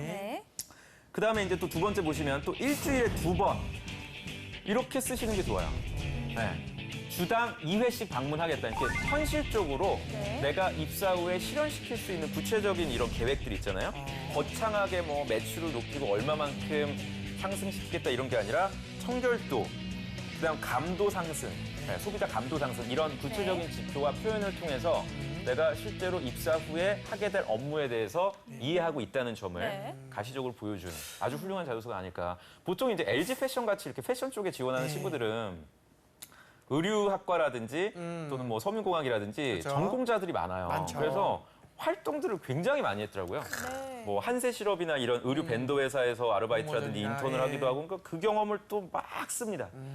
정작 물어본 거는 입사 후 포부, 미래에 대한 얘기인데 본인의 경험을 갖다 자랑하는 친구들이 많거든요. 그렇죠. 그러니까 그런 경우가 이제 재한 씨가 얘기한 그런 질문의 의도 파악을 못해서 그렇군요. 불합격하는 케이스죠. 그러니까 거창한 얘기가 아니더라도 질문의 의도와 목적에 맞게 여러분들이 좀 기술을 해주시면 다만 해당 분야에서 좀 자주 쓰는 좋아하는 키워드들까지 챙겨둔다면 더없이 좋을 것 같아요. 알겠습니다. 네, 소비자 감도가 네. 무슨 말인가요? 소비자 감도라 그래서 상품을 보고서 바로 호감도를 높이냐 낮추냐 이런 소비자에 대한 어떤 지표가 있어요. 센서티브입니까? 약간 그런. 네, 그런 거죠. 그러니까 민감도라 그래서 이제 마케팅에서 나오는 얘기인데, 그러니까 뭐 이런 거잖아요. TV 이렇게 돌리다가 유재한 씨가 나온다. 그러면 저 친구 좋아.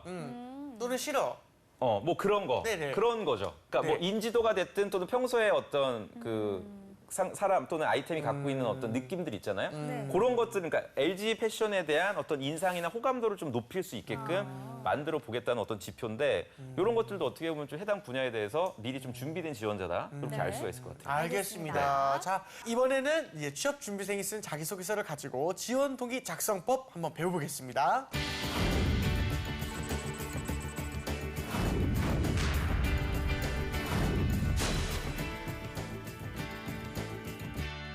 네, 실전 연습을 해볼 텐데요. 첫 번째 자기소개서는 재환 씨가 한번 읽어주시죠. 알겠습니다. 네.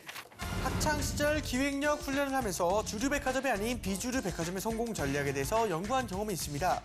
뿐만 아니라 유통업에 관심을 갖고 미국 노스트롬 백화점의 성공 전략에 대해서도 깊이 있게 공부하였습니다. 이러한 기획훈련과 성공 사례를 분석하면서 혁신을 한다면 애경백화점도 국내 최고의 백화점이 될 수 있다라는 확신을 갖게 되었습니다.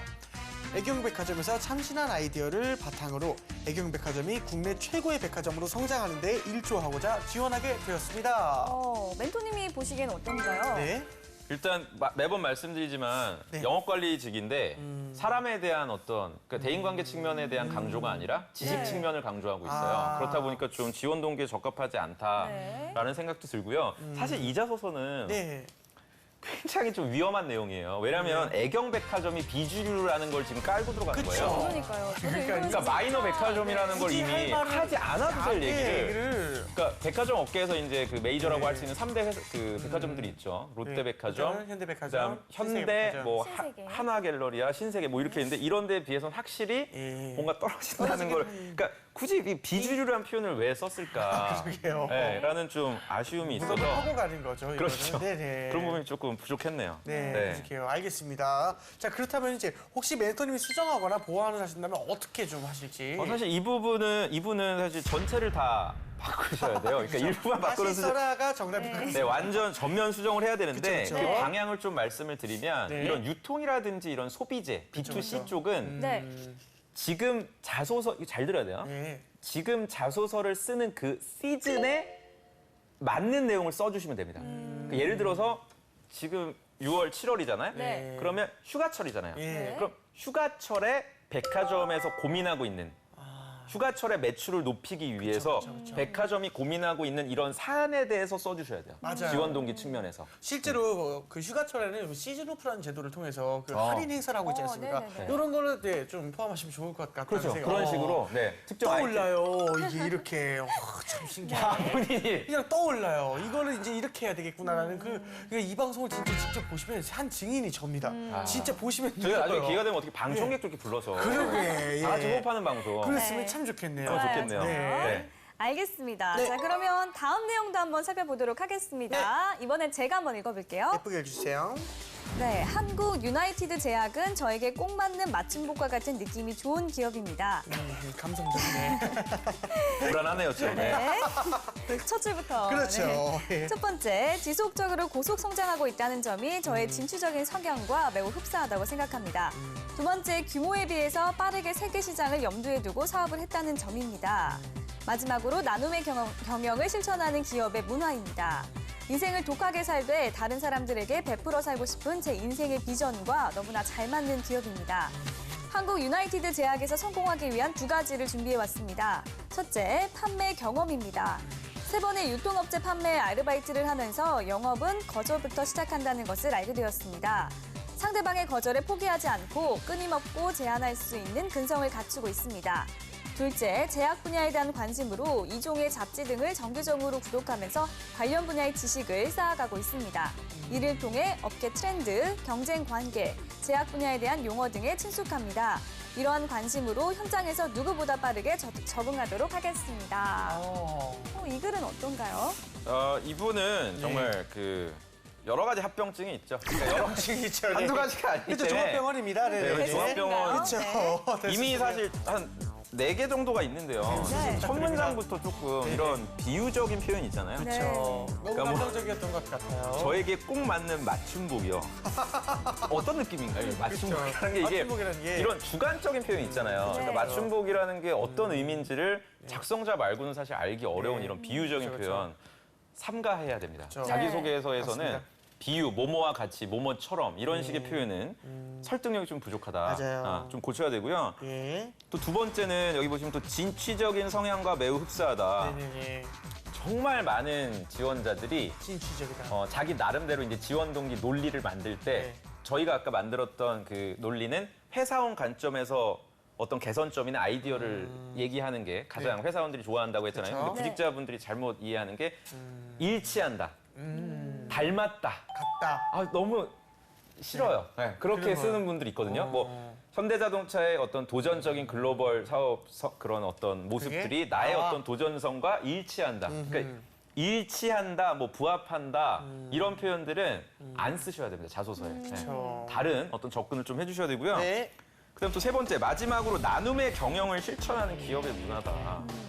네, 이 내용은요, 그 지원한 한국 유나이티드 그 회사원들이 더 잘 알아요. 그렇죠. 우리 회사가 나눔을 하는 거는 굳이 이렇게 회사에 대한 어떤 찬양이나 칭찬은 해줄 필요가 없고 오히려 글의 몰입도를 더 방해하거든요. 그래서 이 점은 좀 주의해야 될 것 같고 네. 저는 한 가지 좀 그래도 칭찬드릴 수 있는 게 마지막 줄에 보면 업계의 트렌드, 경쟁 관계, 제약 분야에 대한 용어 등에 친숙하다. 이거 굉장히 참신했어요, 저는. 이런 단어나 업계에 대한 어떤 관심을 드러냈던 하나의 단락이기 때문에 이 부분을 조금 더 구체적으로 작성을 해줬다면 스타 원칙에 맞게끔 그 점을 좀 조언드리고 싶네요. 그렇군요. 네. 그 회사의 방향성이 나와 일치한다 이런 표현을 삼가하라고 말씀해 주셨는데 그러면 어떤 식으로 좀 풀어나가는 게 좋을까요? 맞아요. 그래서 사실은 좀 보완을 더 하자면 그 아까 전에 읽으면서 제가 굉장히 그 인상 깊었던 게 영업은 거절로부터 시작한다는 걸 알게 되었다.